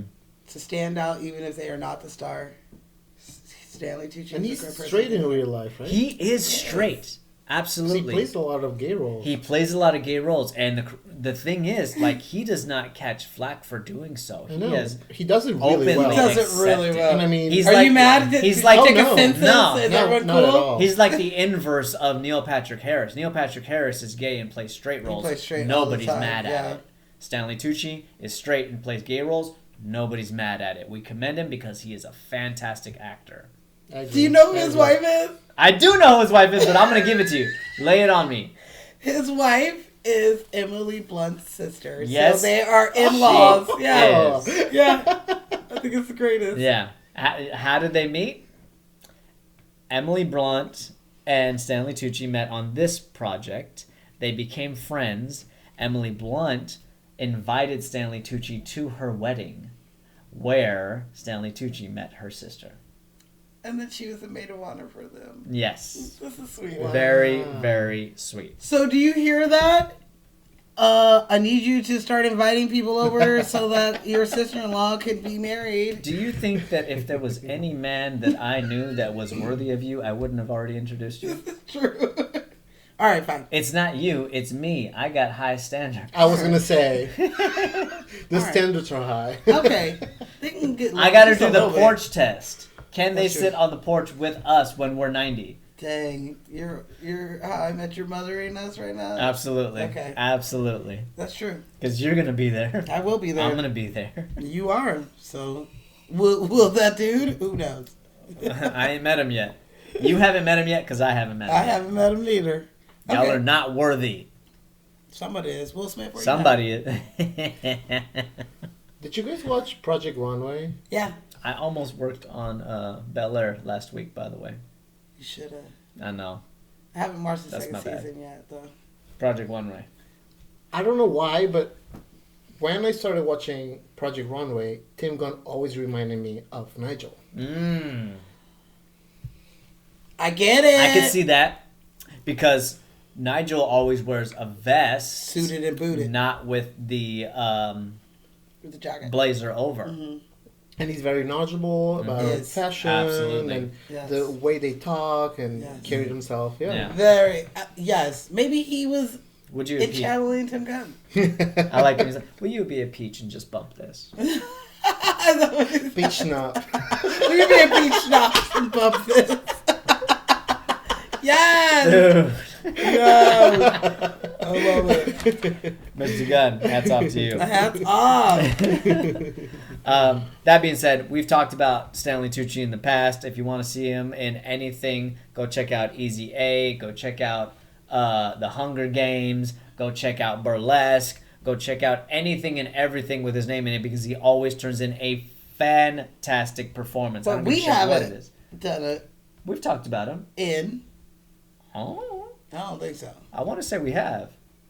Have we not? I think this is our first one. Nah, we talked about him for sure because we talked about how he got his start where he produced his own movie. No. So go ahead and tell that story. Damn, I don't have... I watched that movie again. I was not prepared. No, I don't feel like we've talked. Let me look. We've at- never talked about Stanley let me look Tucci? at this rundown. You gotta be shitting me. Stanley Tucci got his start by producing his own movie. It is him and it is Jennifer Lopez's ex-husband. I know there's a few of them, but the singer dude. I'm like, which one? Mark Anthony? Mark Anthony, yes. He said the singer dude. Yeah. Yeah. He's a backup dancer. There's I know, a there's a singer backup dude. There's an dancer, actor. They run a singer. restaurant, and all hell breaks loose. But one of the best scenes I've ever seen is in that movie, where it is the next morning after all the chaos, the climax of the movie. During the resolution, Stanley Tucci is there. So is Mark Anthony. Thank you, my love. And all he's doing is making eggs. He's making breakfast. And it's the most captivating scene because the camera does not cut to a different angle. It's a one shot. And my dude is so poised. He's so very elegant in his movements. He takes the pan down. He brings it down. He drops a little bit of oil in it. He breaks the eggs on one try each time, one hand. No shells inside the pan. Drops them in there. Takes a little bit of salt, sprinkles it on there like fucking Salt Bay. You know what I mean? Meanwhile, Mark Anthony is breaking bread and like setting up the tables because they're apologizing to each other by helping each other with breakfast. Which movie is that? Big night. Big Night. I don't know. I've never seen that either. But Yeah. it sounds cute. I That's like it. where Stanley Tucci got his start. He Well- produced that movie. We have not done a movie of his. Wow. Well, we will do. We will Hunger- though, because we're all gonna do those Hunger movies are Games. on my list of movies to talk about. Yeah, we definitely doing Hunger Games. Oh, he was in Feud. That's Mhm. right. I love that. He did BoJack Horseman. Yeah, we haven't done any other There's stuff. so many. We gotta do Burlesque because I love He's that in the movie. Whitney Houston movie. He's Oh, about to really? The new make- one? He's about to make Clive Davis. Oh, new one. Yeah. shit. Yeah, Okay. yeah. I got you. All right, Stanley. I thought we did Easy A. No, We haven't done Easy A? no. Shit, we gotta add that in somewhere. Well, damn. And you know what? I'm sorry. did not make the list like I was going to. I was going to make our episode list. Yeah, we're going to make a list so that we know we're not double dipping. Although there's some movies that I want to redo. I watched a movie that we should redo soon. Euro Trip. The lost episode. Yes, please. I'm for that. These are not Ash brownies. They We just simply Dosh Bakery. Put your Now, clothes put on. your clothes back on, white boy. Okay, so Tucci joined the cast of this movie a week before they started shooting. They went through a couple other people. I feel like he's the last one that they just couldn't get right until they found him. And once they found him, he came in and it was like... Game over. My dude is fantastic. So, you know the scene where he thinks he's about to get to promotion, but Miranda, fucking double stuff. And you feel like... The job that all the girls want. All the girls want. He toasted. I got that job 9 months ago. I'm not talking about you, I know. 6. You bet your 6 ass. Bet your size 6 ass. She's like, 4. 4 now. Really? Mm-hmm. Which she really was. So that's kind of... How dare you get skinny during filming, bitch. I got fat just watching this because I was drinking and eating. Grilled cheese. So, when he was told to react to hearing the news of this, the director told him to make it seem like he was up for an Oscar, and at the last minute they say another actor's name and like how you would react to that. And of course, Meryl was just hanging out. She can give him pointers. Yeah, and she said, I can help you with that. Exactly. Oh my God, does she really? Because how many times has she been nominated and haven't won? I mean, 21. How many times has she been nominated and won? I'll tell you right now, she's been nominated 21 times. She has won thrice. Damn. The Iron Lady, Sophie's Choice, Mm-hmm. Kramer versus Kramer. That's it. I mean, she has... She was nominated for this movie. She was nominated for this movie. So, We'll talk about that in a minute. But, like, that's what she said.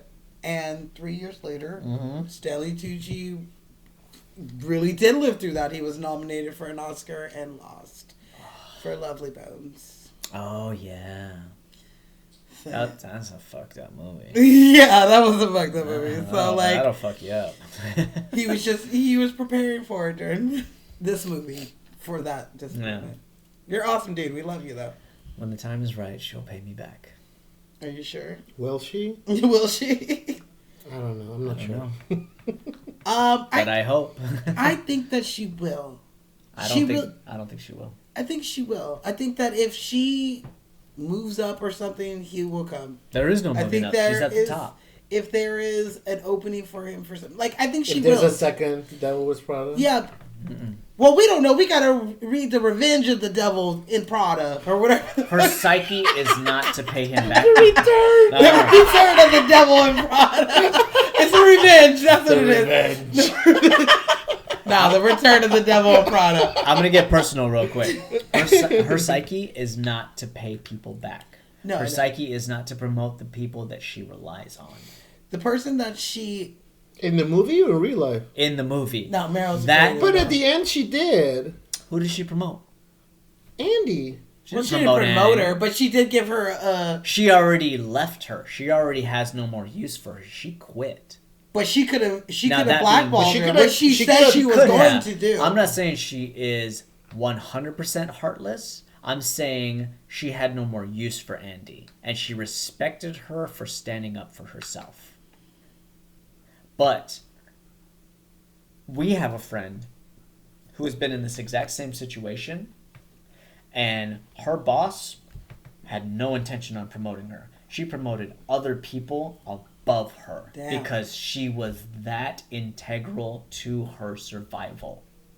Once you find somebody who knows you, you can deal with day after day, and you are a selfish person by nature, you will not promote them. You will purposefully keep them down because it makes your life easier. And I think that's what she's doing with Nigel. So you're saying he's never going to be able to go to Paris? I'm saying if you want something, you have to take it. I think that he should move to to like French Vogue or whatever. Mhm. It seemed like that bitch was cooler. He is She loyal also to her. she also kind of had no choice. It was either him or Her. Or her, yeah, Yeah, absolutely. so she's not gonna give it to him instead of herself. Sure.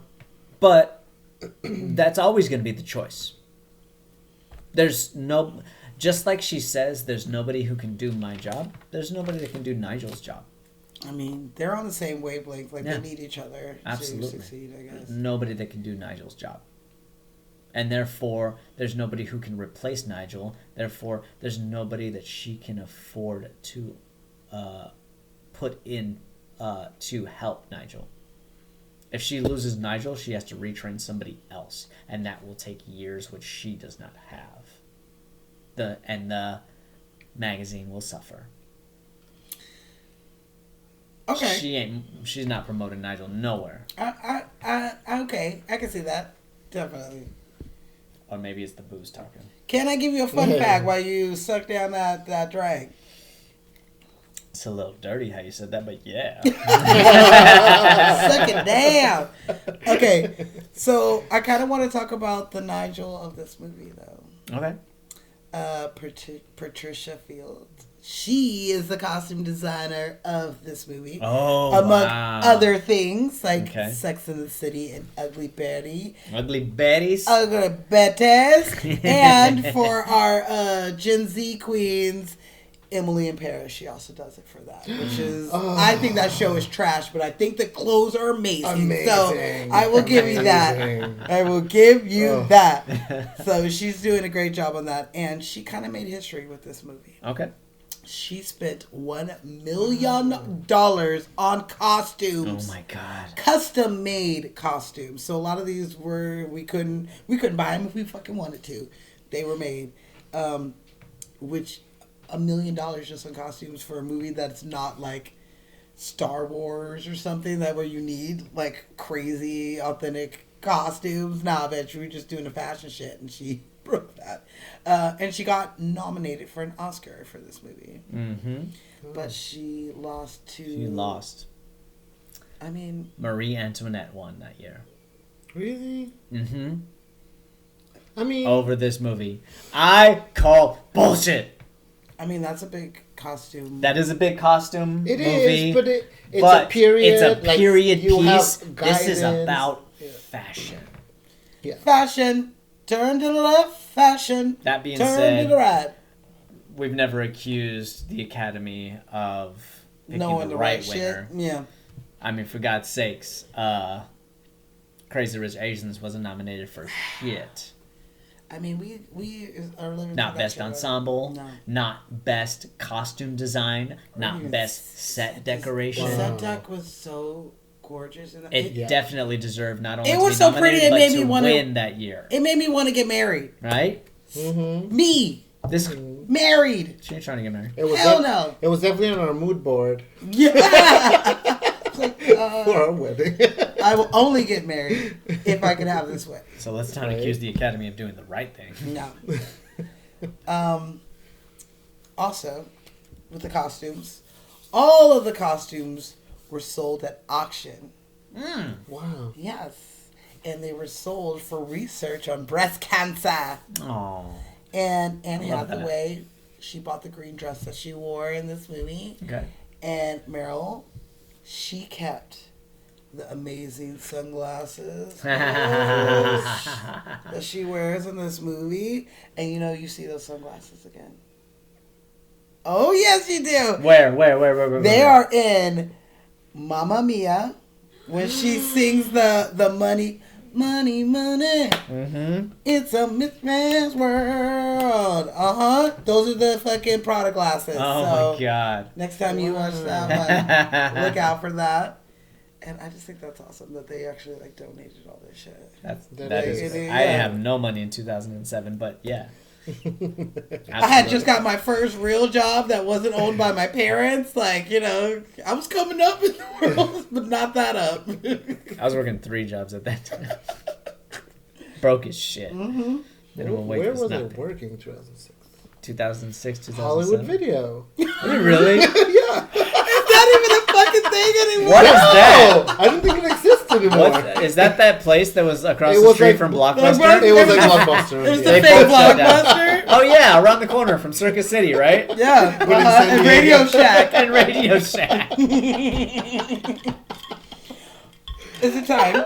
Sure. Well, when you finish yours, then we will. Okay. Don't try and keep up. Who, me? Neither one of you. I'm scared of both of y'all. I mean, before What we do you started, I was mean? like 2 drinks in. Yours is lower than Nobi's. Yeah, but don't That means we're all three get a refill. don't stir up. You know who I'm scared of along with Meryl Streep in this movie? Emily. Emily Blunt is mean in this movie. I just want to say that me and Emily would have probably been friends. For some reason, the Mean Girls love me, and I love them. I think they're hilarious. They're never mean to me. And they're always super, they come up with those The quickest, shit. wittiest quips. Like, I oh love it my because it God. means I got to be on my toes. Yeah. I love that it. being said, I've always said it takes an incredibly nice person to play a bitch. And I hear she's like the sweetest. That does not surprise me in the least bit. Her and John Krasinski, her Oh husband, yeah, they're dude! like, I want to meet. they him. seem like a I fun want to house. meet both of them. I think want to they're meet fantastic. Jim Halpert too. Let's do it. That being said, I think that when they were casting this role, they were looking for a young Meryl Streep. I think they were looking for somebody who had the work ethic, who had the training, and who had the focus of a young Meryl Streep, because Emily Blunt definitely did have that, and her character needed to have that drive, because ultimately what Emily in the character Emily wants is to be Miranda Priestley. Yeah. You know She what I mean? wants to be there forever, yeah. And Emily Blunt, if anybody, has risen to the legacy of Meryl Streep. Well, she has. This movie put her on the map. Mm-hmm. We didn't know who the fuck shit this bitch was until this.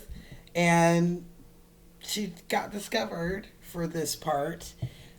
She went to a callback, and they didn't want her, so she was walking through the parking lot back to her car, and a producer for Devil Wears Prada saw her and was like, hey, why don't you come do like a little, screen test real quick for this? And there was about 100 girls that were up for Emily or went out for Emily, and she did the audition, and then she went back to England because she was like, man, I'm tired of being out here. And then they called her and was like, hey, hi, you want to come back? And we kind of want you. And this put her on the map. Cream rises to the top. Emily, the character, was not supposed to be an English woman. I think that she in the book is American, but because Miranda in the book is supposed to be English and in the movie she's not, they kind of were like, okay, well, yeah, you can keep that shit. Yeah. She came up with a lot of the things that she did in this movie. She wanted to make it like Emily is never sitting still. She's constantly like moving around and doing stuff. So even in the background, you see her just like getting things done, because that was what she wanted. It was never put in as like a line in the dialogue or anything in her stage directions, but they were just like, hey bitch, no, I like it, keep it. Yeah, her character cares about everything. She cares about everything. She knows about everything. She's mad that she forgot to go get the fucking scarves, Emily in the book the reason why she doesn't go to Paris is not the same for the reason why she doesn't go to Paris here. Emily in Paris. Here, yes, not that Emily in Paris. This Emily in Paris. She, in the movie, gets hit by a car, and she just can't go because she's in a cast and she's all banked up. But in the book, the bitch can't go because she has mono. She went to one of them James Holt parties. Yeah, she did. She got mono. She drank that punch. Couldn't go. And she woke up butt naked in Hoboken. And she didn't know what the fuck was going on. That's what it was. She didn't know. She ended up in fucking Jersey with mono. So, I thought that was pretty funny. I was like, dang, then why did the movie go so drastic? They real mean girled her. Like, I guess it's funny, but like, it's not. People getting hit by cars is devastating. Yeah. She was fine. She was She walked it fine. off. Yeah. I mean, no, at the end she's still crunching it. Like, we didn't ever see her walk straight again. Right? Hey, lady, On you should the go to a heels. hospital. I'm in a competitive internship at Dean Witter. She's like, oh, fuck that. Just shout out your boy. Yes. Okay, so she also came up with a line for the movie that is pretty good. What's that? Well, I mean, the line, yeah, I hear a lot of this, and I need to hear this, is like the line that she came up with because she said she heard some lady yelling at her kid down the street and said that to them. She was like, duly noted, That's a good filing one, that yeah. back. And that's one of my favorite lines of in the movie. So thank you, stressed out mom on the streets. Yeah. That's how you get characters. Pay attention to Oh, all I that. pay attention to so many people. It's not even, especially as a bartender, you get to watch people go from sober to drunk. It's very Dude. funny. It's And you're like, ooh, yeah, you are. it's you're very fast. funny to watch people go from sober to drunk. Oh, I'm like, who am I telling? You guys. You literally watch me. You watch me drop my whole fucking drink on the ground. That has never happened behind the bar. That has never Because happened. nobody's not allowed to drink behind the bar. I'm not allowed to drink behind the bar, so no, it doesn't happen. This bar, however, It's the only one that I'm allowed to drink at. we do what we want. Mm-hmm. What are you gonna fire me? Who are you gonna find? There is nobody that can do the job you do. I- And if we lose you, the podcast will suffer. If we lose you, Also, the list. I won't come. The list. Next week you will have a list of all of our fucking shows, so we don't have to be like, did we do that Oh, I one? thought you were talking about the list in the movie. I was.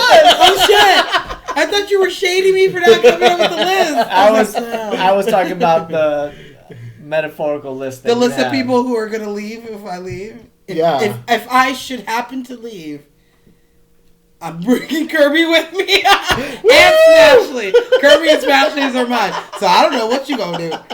Good luck. I'm not making all these cocktails. Good luck. He's like, today we're drinking wine forever because it's easy. I pour it in a cup. History. Grapes. Hey guys, We done. Welcome to Lights. Whatever. I would never. I'm literally gonna be like Owen Wilson in Wedding Crashers. I'm gonna die on What's up, guys? This is Jason. You did that. Whatever. Leave a message. Yeah.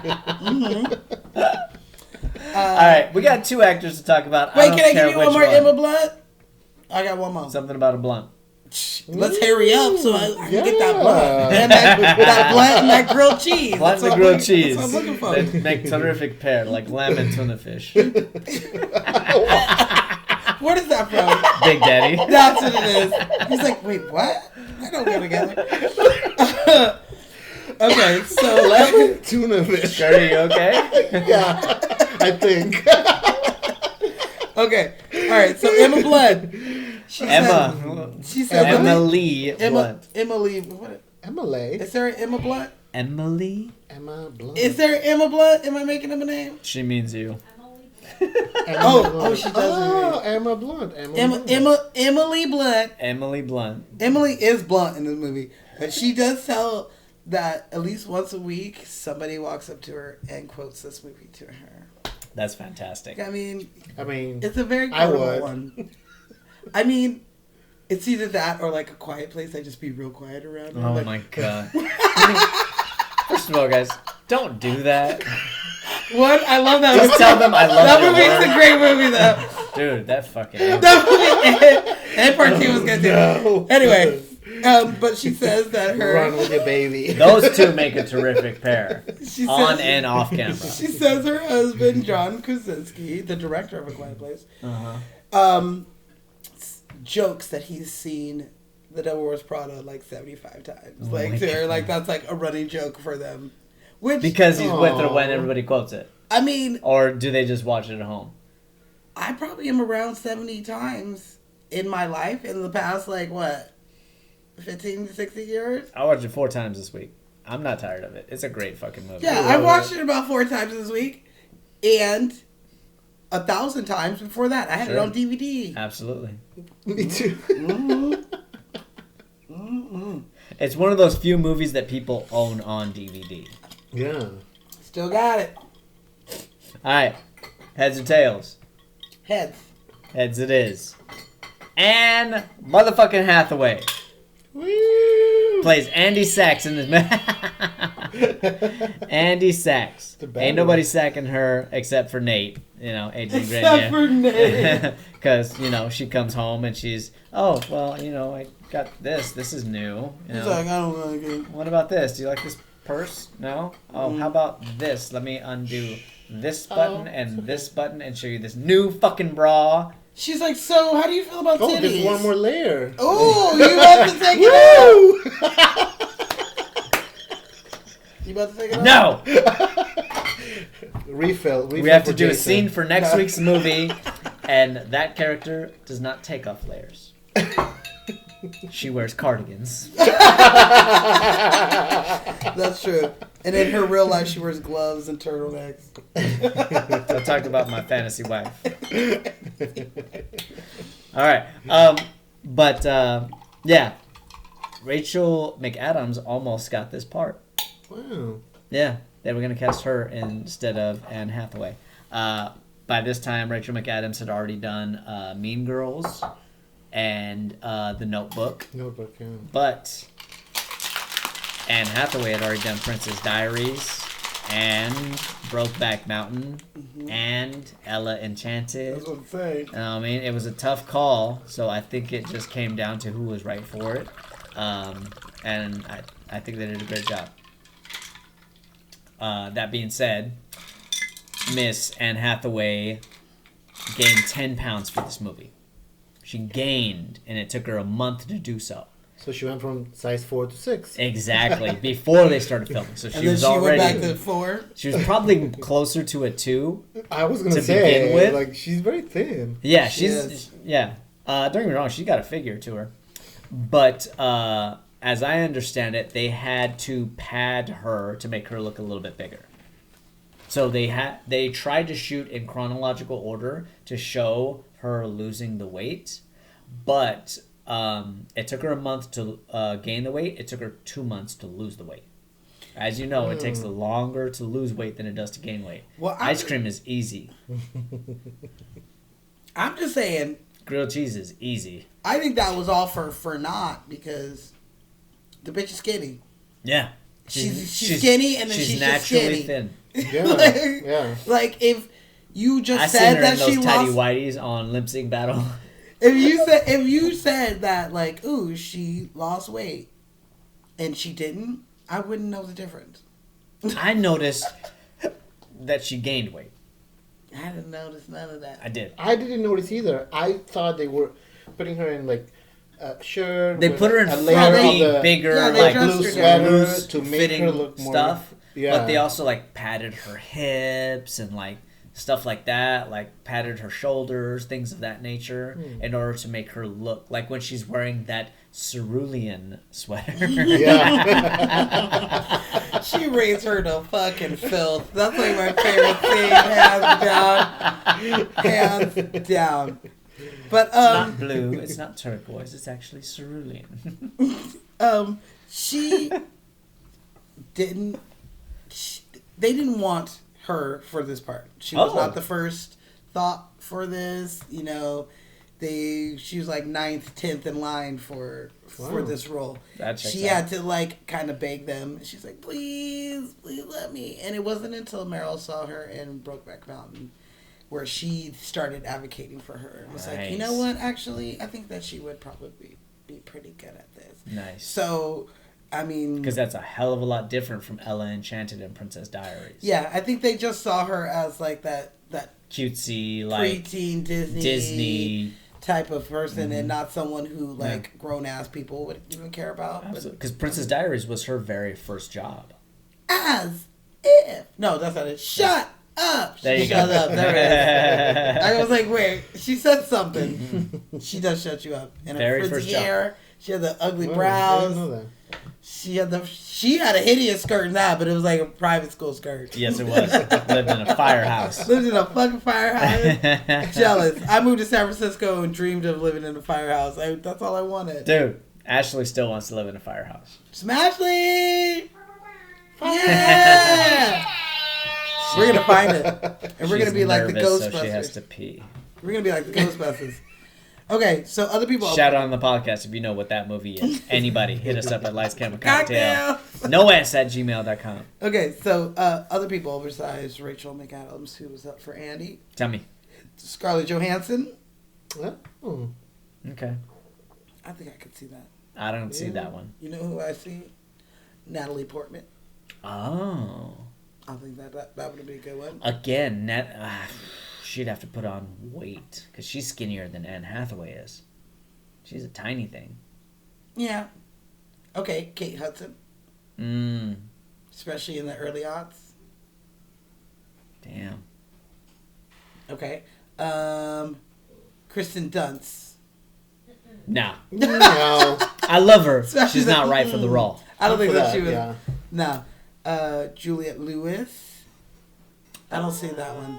No, she's too like hardcore. I was gonna say she's got a very strong backbone. She rough. Cameron Diaz Maybe.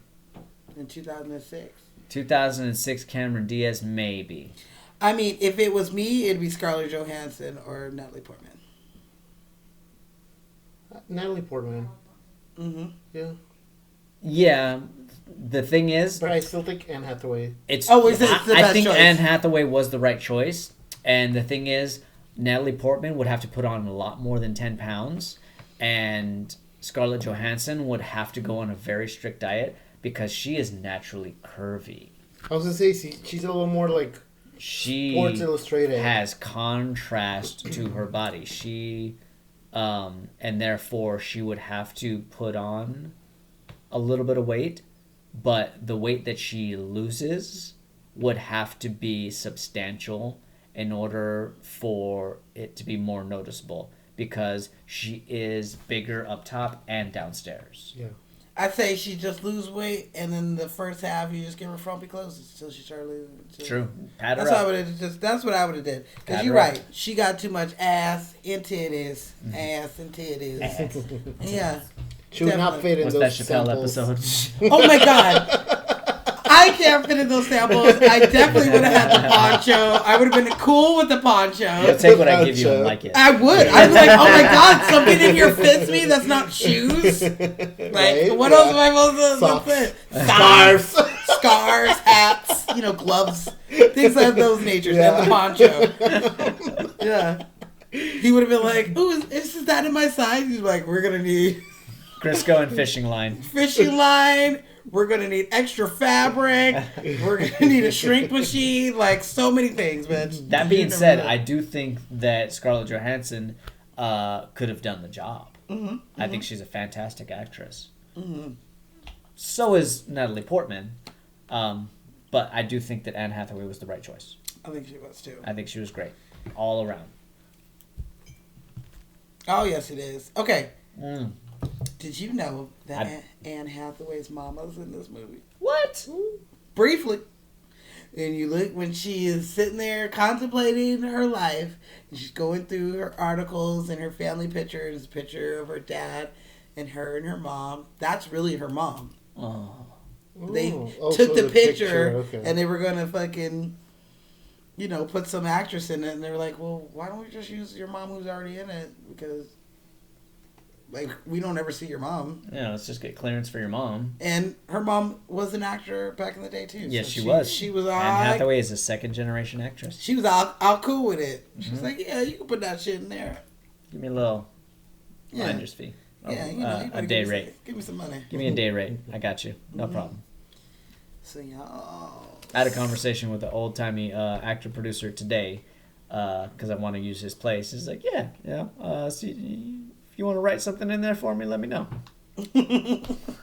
Absolutely. I got you. It is time to talk about the lady of the hour.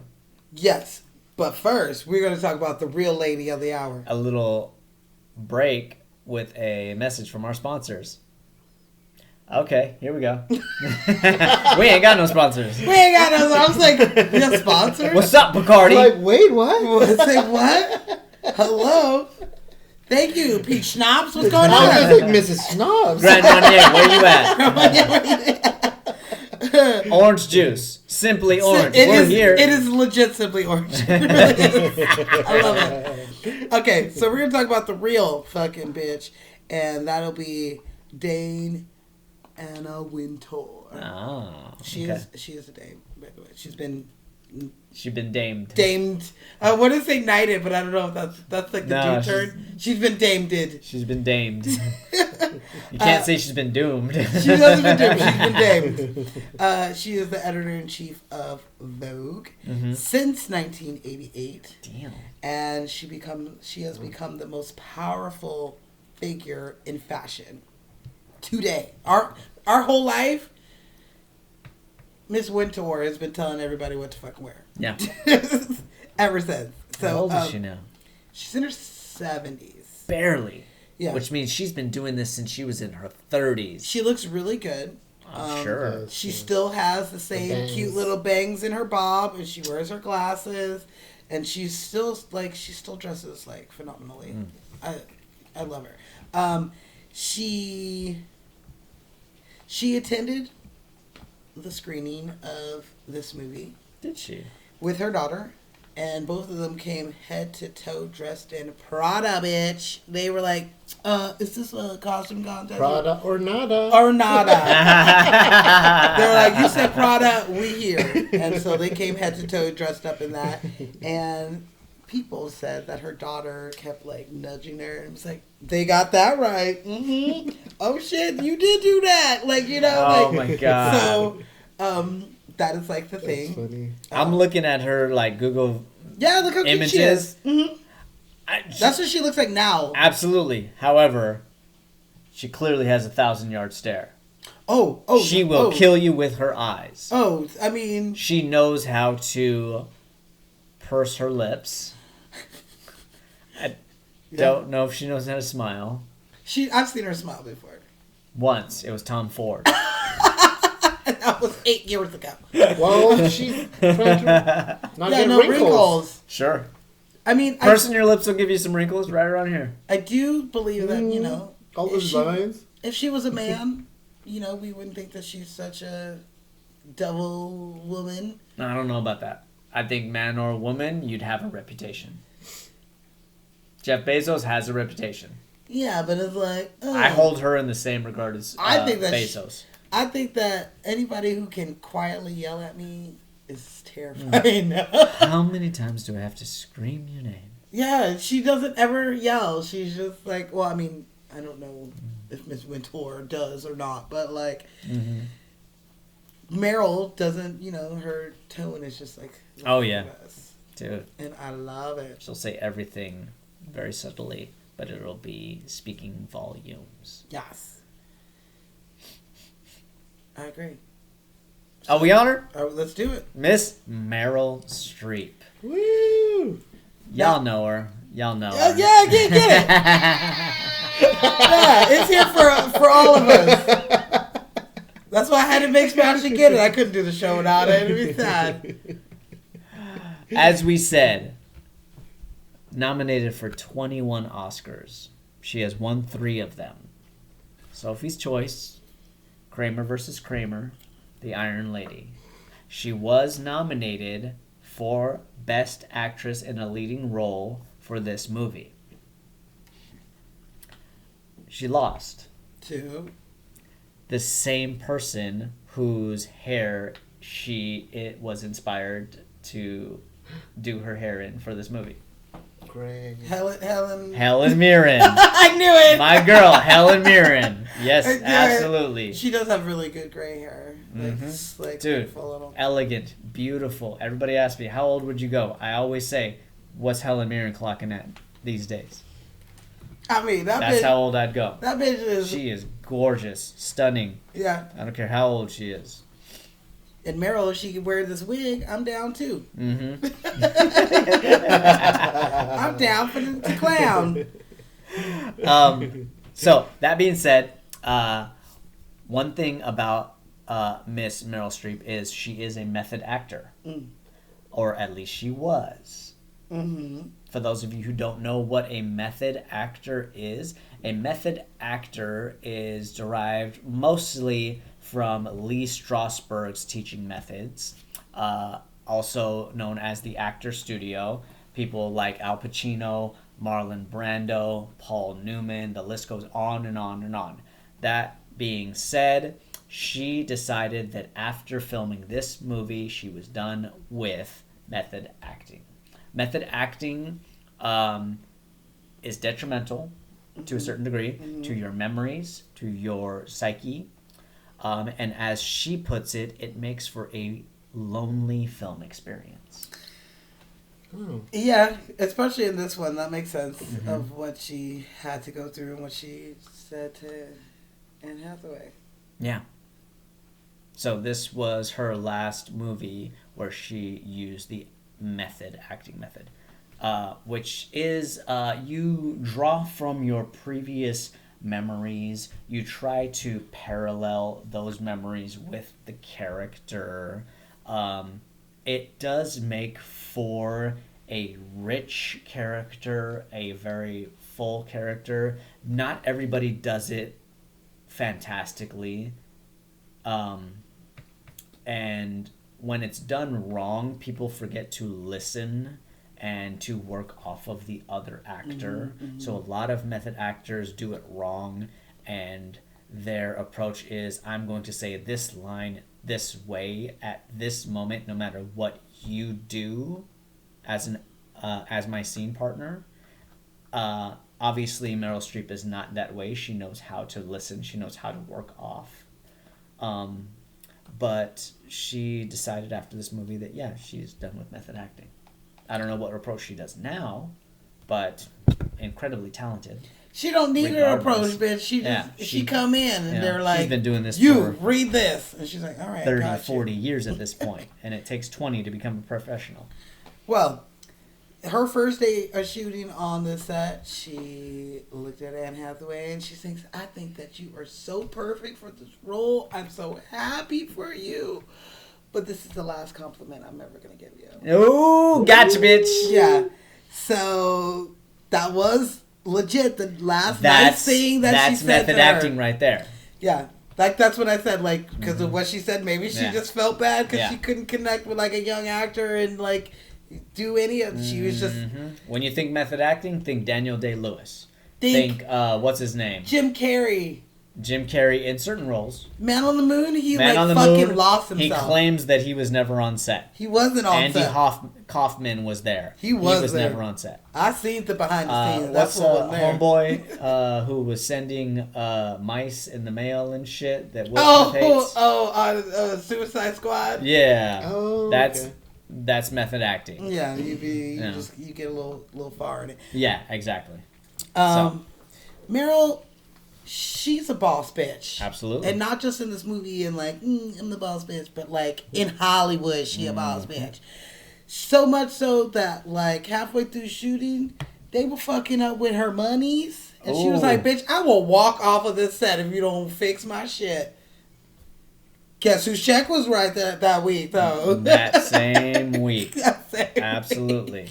Anything that will stop production, we'll fix that right away. And that you has can't become do a this now movie problem. without her. And I love that. Right. Well, you can't do that without a lot of things. Ups to her for standing up for herself. I've had lead men say the exact same thing.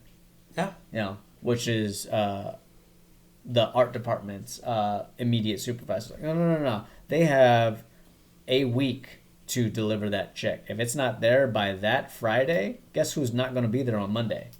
None of us. Guess what happens if we're not there? Everything stops. If Meryl's not there, then there'll be some other person who has an Oscar that says it says I beat Meryl. You'll know what that one is. Wait, remind me. I know what you're talking about, but remind me. Oh my god. Oh my god. Tell me. I've been drinking. It's our movie next week. Oh, that's right. Is there chocolate in there? Fill them up. Says I meet Meryl. I'm not. Yeah, Meryl. That's a hint to what we're talking about next week. Mm-hmm. She based her like tone and like vibe off of Clint Eastwood for this film. Clint Eastwood, he doesn't really. Interesting. He don't really yell. You know, No. even when he's mad, he's like, "Get off my porch." He's not even fucking yelling at you. He's Talks like out the side of fucking- his mouth. Yeah, you know, it's like a click, like a smooth, but you know he fucking means business. Mm-hmm. And that's kind of what she was channeling. And when she went to like the producers and she kind of was like, I think that I'm going to do it something like this. And they were like, I don't know, you know, that sounds kind of stupid. And then she did it and they're like, okay, bitch, yeah, that's terrifying.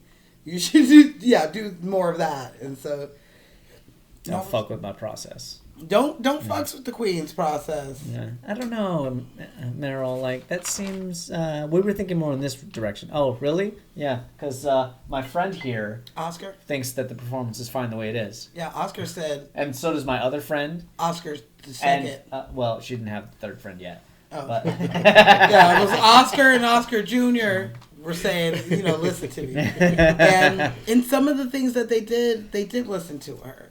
So, like, the scene where Miranda is laying it raw out about, you know, her divorce and the kids and how everybody's going to, like, look at her bad and she's trying and, you know, and she snaps right back into, like, boss bitch mode, like, with, like, not skipping a beat. immediately. That scene, Meryl was like, you know what we should do? She should just be bare. No makeup. Mm-hmm. Just have her there being raw. And I like that. I love it too because it's like as soon as you see her, Andy sees her, she realizes something's up because like she's never in her damn life seen her with Yeah, no like lashes vulnerable. on. Yeah. She's No, exposed. yeah, she's not suited and booted. She is like so broken down that like no one sees her like that. I No. doubt many people have seen like Her husband. Anna at the Wintour like most. that in real life. Her husband, her kids, Her kids, and maybe the housekeeper. maybe. But like, yeah, definitely not. Chances are no. Chances are she's already sent the housekeeper home for the night. She always looked good. So I love that. I've always loved that scene. I thought that scene was always super deep. We have to move Snoop Dogg to my table. That motherfucker's everywhere. He's like sitting Even next back to. then. Yeah, Right? he's sitting back there with Dude, Miranda. He's ready. Hanging What? out with Martha Stewart. Like white bitches Paris? love him. Hell yeah. In He's- Paris. That's Fashion Week. What Snoop, the how you fuck? doing, man?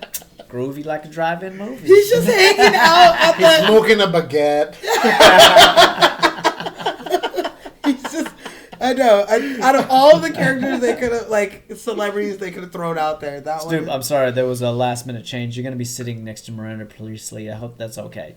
For shizzle dizzle. Yeah. Does she smoke? Like, you know, that's the question he must ask. Word? She seems like she needs to just like Yeah. take a good hit on because relax. She also had at the very end where she tells them like everybody wants to be us. That line was not originally supposed to be like that. It was supposed to be like everybody wants to be me was the line. And she was like, that just doesn't. It doesn't feel It right. don't feel right. No, because it's too narcissistic. And that's exactly what she said. Is it? Mm-hmm. I love it. Yeah, she's like, I just can't. Like it doesn't make It's her the redeeming. fashion industry that Yeah. people revere. Yeah, you're just helping it, and you are a face of it, but you are not it. Mm-hmm. You know. Not everybody knows who Miranda Priestley is, but everybody knows the fashion industry, and they know what high esteem it is held to. Well, everybody knows Vogue or Everybody knows Runway Chanel. Everybody knows Jimmy Choo's. or Mode. That's Ugly Betty's magazine. They were Mode. I love that show. I don't know about anybody else. It's Yes, such a good I show. know that. It's such a good show. Do you want to know who else was up for this part? Like, you think that? Did you know that they actually considered other people? Oh. This is before they asked her, right? I I would think so, because some of these don't even fit to me, but I'm just going to throw them out there. Throw them out there. Jennifer Aniston. What? Yeah, it feels very weird. I don't know, especially in 06. She was too young. Way Yeah. too young, yeah. Kim Basinger. I think that could have kind of worked, but she said she didn't want to be another villain because she always a villain. Cameron Diaz. Way too. They considered her to play Annie. Really Yeah. young people. Angelina Jolie. Way too young. Your gray hair girlfriend. Yeah. Helen Mirren. Yep. Hi, Helen. Hi, Helen, baby. Gwyneth Paltrow. Too young. Too young. Also. Same. Still too young. Michelle Pfeiffer. I think she actually would have did a really good job. I still think a little too young, not as young. Not as young. But, like, think 'Cause, of like, it this way. She had just done... Hairspray. A, Or Hairspray comes in like another year. Yeah, Hairspray comes in a year. Mm-hmm. Yeah. And she was fucking Just mean and about the right age. Julia Roberts. Meh. I don't see that. Not right for it. Meg Ryan. None of these actresses... It don't feel right, are right? Right. Now, No. that being said, we know The Devil Wears Prada as Meryl Streep. But if you had said Helen Mirren, I would understand. But she's like in the same age bracket, though. That works. Yes, Yeah, absolutely. yeah. But she couldn't be young because then it would be like, okay, this I know, is it your has job. to be- I'm skipping on her name. Who played Cruella de Vil in 101 Dalmatians? Yes. Glenn Close. Glenn Close could have done this. She was up for it as well. Okay, that makes sense. Helen Mirren makes sense. Glenn Close makes sense. Yeah, those two. The other actresses are in a different generation and a different category. Last one. Oh, no. Hilary Swank. No, Too young. way too young and wrong for the part. Naomi Watts. She's still too young. Still too young. Yeah. Yeah. If it wasn't the three queens you just named, then I don't want it. Mm-hmm. Yeah, I agree. Maybe Cher. Yeah. Because it has to be like a, I don't know, give like... A certain... You have to have acquired a certain amount of esteem as an actress to play this part. Mm-hmm. You can't just say, we're bringing in... Like, even if you're the right age, it is... You're playing Anna Wintour. You're playing the chief editor of Vogue for the last 50 years. Mm-hmm. You know, Yeah, you're playing a that's person what who has a reputation, and therefore, as an actress, you should already have a very large reputation established. And very few actresses of her age have that reputation. I believe you. And It's she true. has the biggest reputation. That being said, I got a fun fact for you that you probably don't know. Give it to me. Oh, okay. I'm ready. Meryl Streep Uh-huh. didn't make the crew start filming again, but at the same time she did. Okay. So the very last scene where she's in the limo, Mm-hmm. when she gets in the limo and she drives away, so she sees Anne Hathaway across the street and she gets in the limo, that scene was reshot. So they had wrapped for the day. They were done. They shot the scene. They were done. Everybody was packing up to go home. Meryl Streep had a thought. She told David Frankel what the thought was. They turned the lights back on. They turned the cameras back on. They relit everything. What's and the they thought? reshot the scene. What'd she think? How good is it to make me start over? The smile. I was about to say, if it was a smile, okay. It then was yeah. the smile. We There's need been it. one smile on record, and that was Tom Ford 8 years ago. Number 2 smile was Anne Hathaway. I'm glad that they add that. That was worth it. It was absolutely definitely worth worth it, it. and that was Meryl Streep's idea. She's like, I drive. love that. Go. Go. After her little fucking smile. Yeah. I like that. That's And that is definitely- not hearsay. That's coming straight from the director's mouth. Wow. And those people were like, "Yeah, we getting off early today. I'm about to go home. We're done. We're done. Let's pack it up. Oh my God, it's been 14 hours. Put that shit, No. wrap that up." Hey, And they're like, guys, Just kidding. everybody still on channel 1? All right. Yeah, we call an audible. We got a second martini coming up. "Dang." I'd be like, "Yo, I'm already in my car." I wouldn't be surprised if some people had already taken I off. would have left. I would not be surprised. You're like, "I gotta go. I got a podcast to go do." You know what I mean? And luckily, it's in a car. Yeah, Like, it probably could have been done with like a splinter unit, that's what I was but thinking. they were already wrapped for the day. And she had this thought, and it was the right instinct to have. The cinematographer was like, "I was this close to going home. Mhm. This close." All right, much like my drink, I'm out. Ooh, well, much like my drink, I still got some more. So here we go. Give I me got some more. some great. One, Can we two, talk give me some about?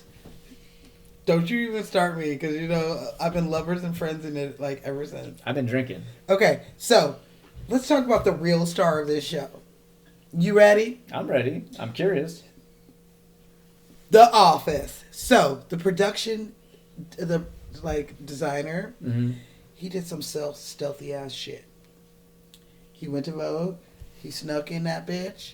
He went up to Anna Wintour's fucking office, took pictures of it, and recreated it pretty much to the T. Oh my Wow. God. So much that when she actually saw the movie, To scale, she bitch. immediately changed her office because she's like, "Bitch, is that my office? Oh hell no!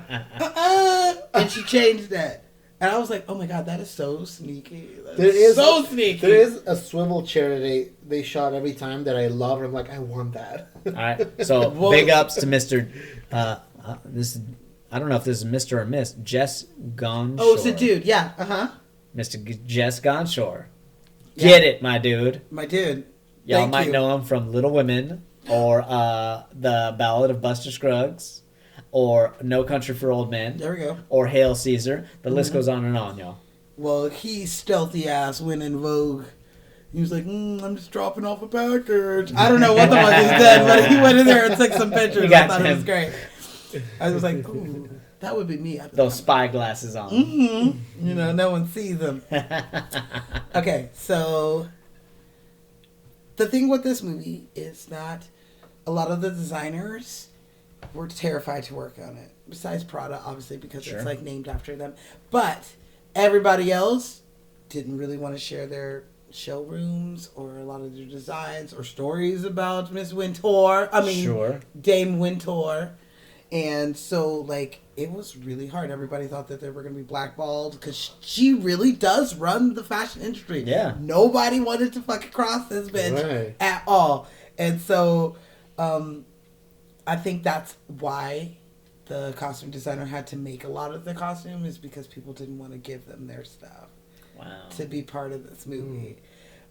Even they had plans to really shoot at the Met Gala to, you know, do some scenes in the Met Gala. It was like, "Bitch, do you know who's on the board here?" The bitch you trying to play, so we ain't gonna be part of that. You better give her. We're gonna need written consent from Miss Wintour, From Wintour. as well as a video of her verbally saying that it's allowed, and then Hold also up, 2 I'm forms going of ID, government issued ID. Like it's like nobody wanted to The do blood shit. sample. Yeah, blood sample. The only person who was like totally down was kind of Valentino. He makes the black dress that That's Miranda right, yeah. wears at the Met Gala, and Okay. he's in that scene as well. Yes, he is. And he was like, him and Prada were like, "She's not mad. I don't know why y'all tripping. She thinks like she cool with this, so y'all can help." But like people just they didn't even want to even try to cross the line. So There's a deleted scene with Valentino also. what was he doing? Miranda's husband shows up to the Met Gala. Oh, And he is angry because when he's in this world, he is second fiddle. And he is a very chauvinistic, very CEO-minded man, as you see in the bedroom scene.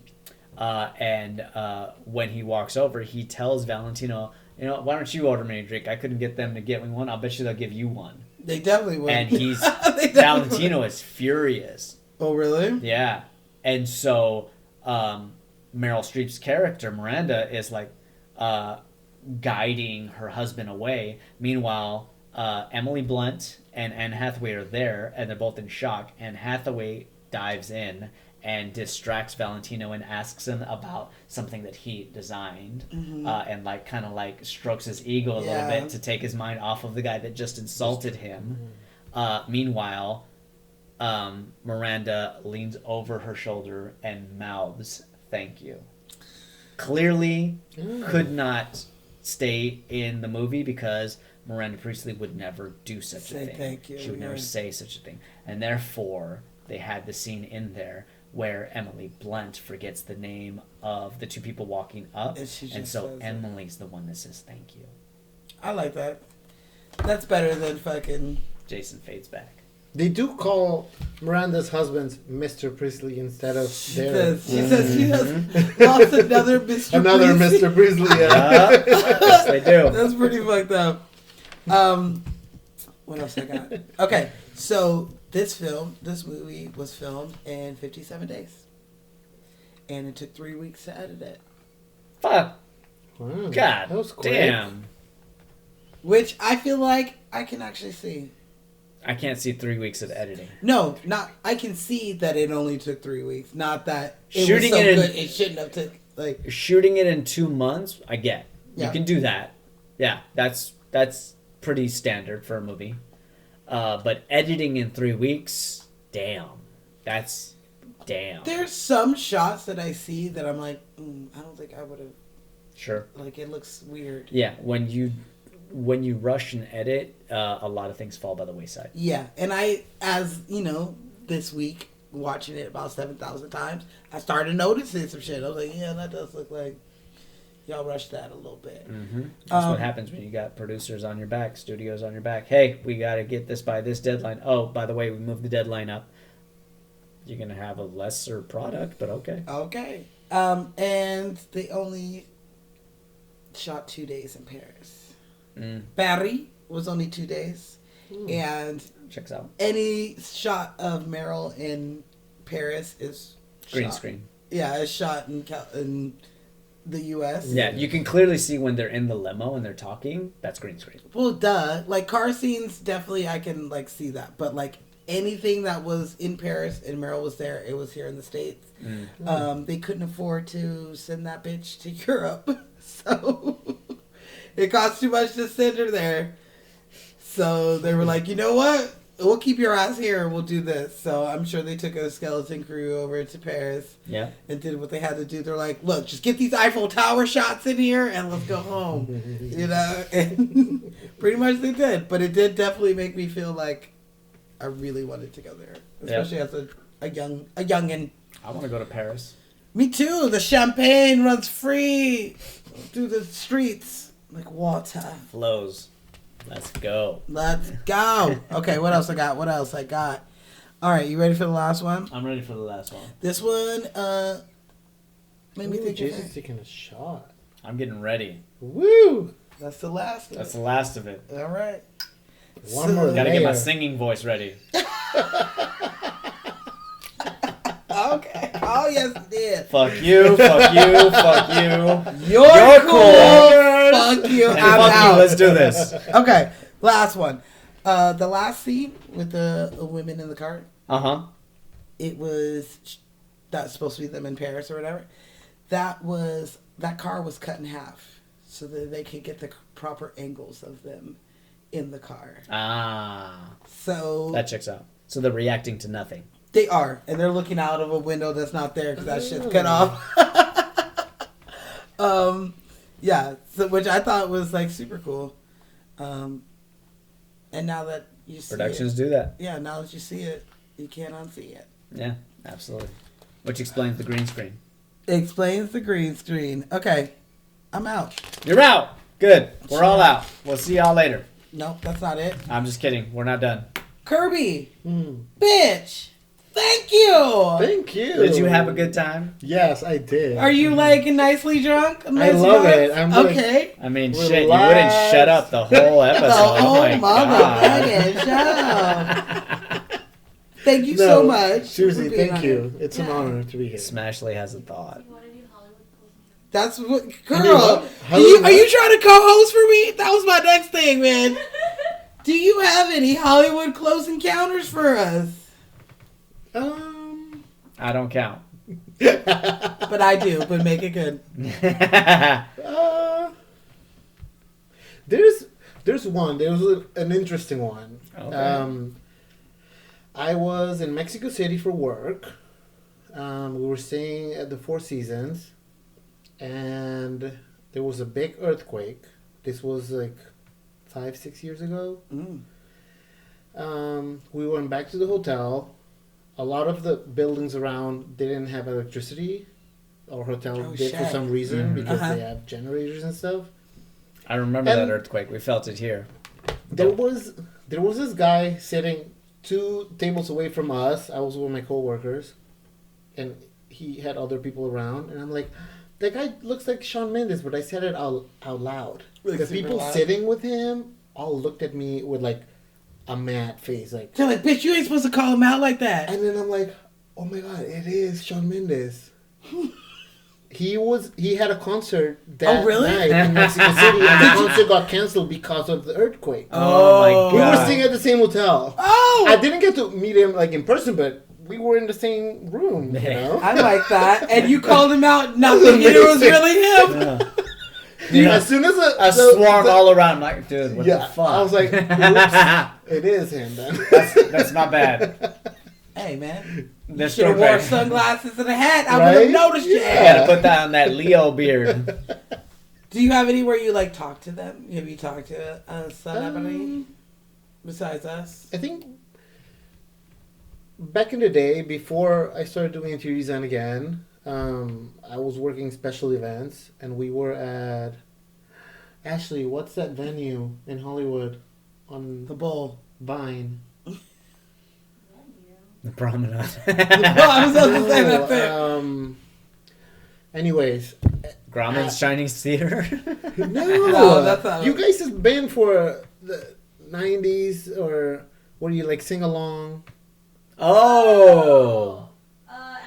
Avalon. Oh, Avalon. okay. You They knew I had- wasn't gonna remember. So yeah, Smashley. They did like pre-shows before like award shows, and I was there helping like set up and all. And J Lo arrives, but What? it's like this really tiny lady. She's very short on her like high heels, Oh shit! and Really? it comes in like.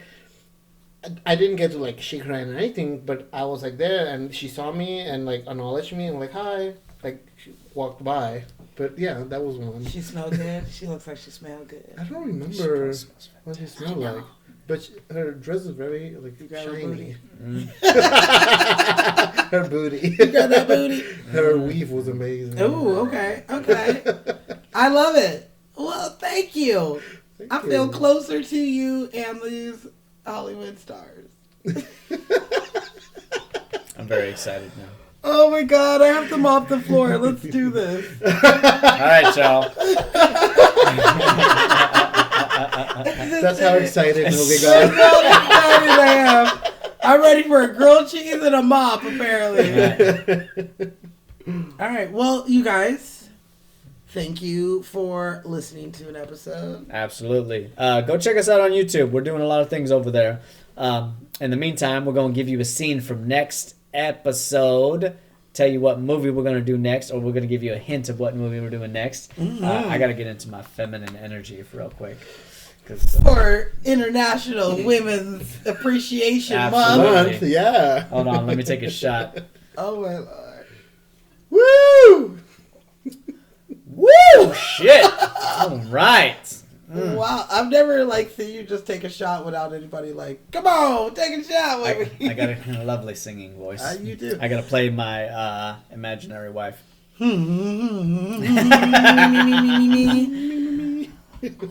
Everybody got their scripts up? Y'all ready? You got your lines? Yes. Kirby, Yes. I believe in you. I believe you. You got Don't this. fuck it Curbs. up. Curbs, you got this. Get your shit together, Patrice. Ma.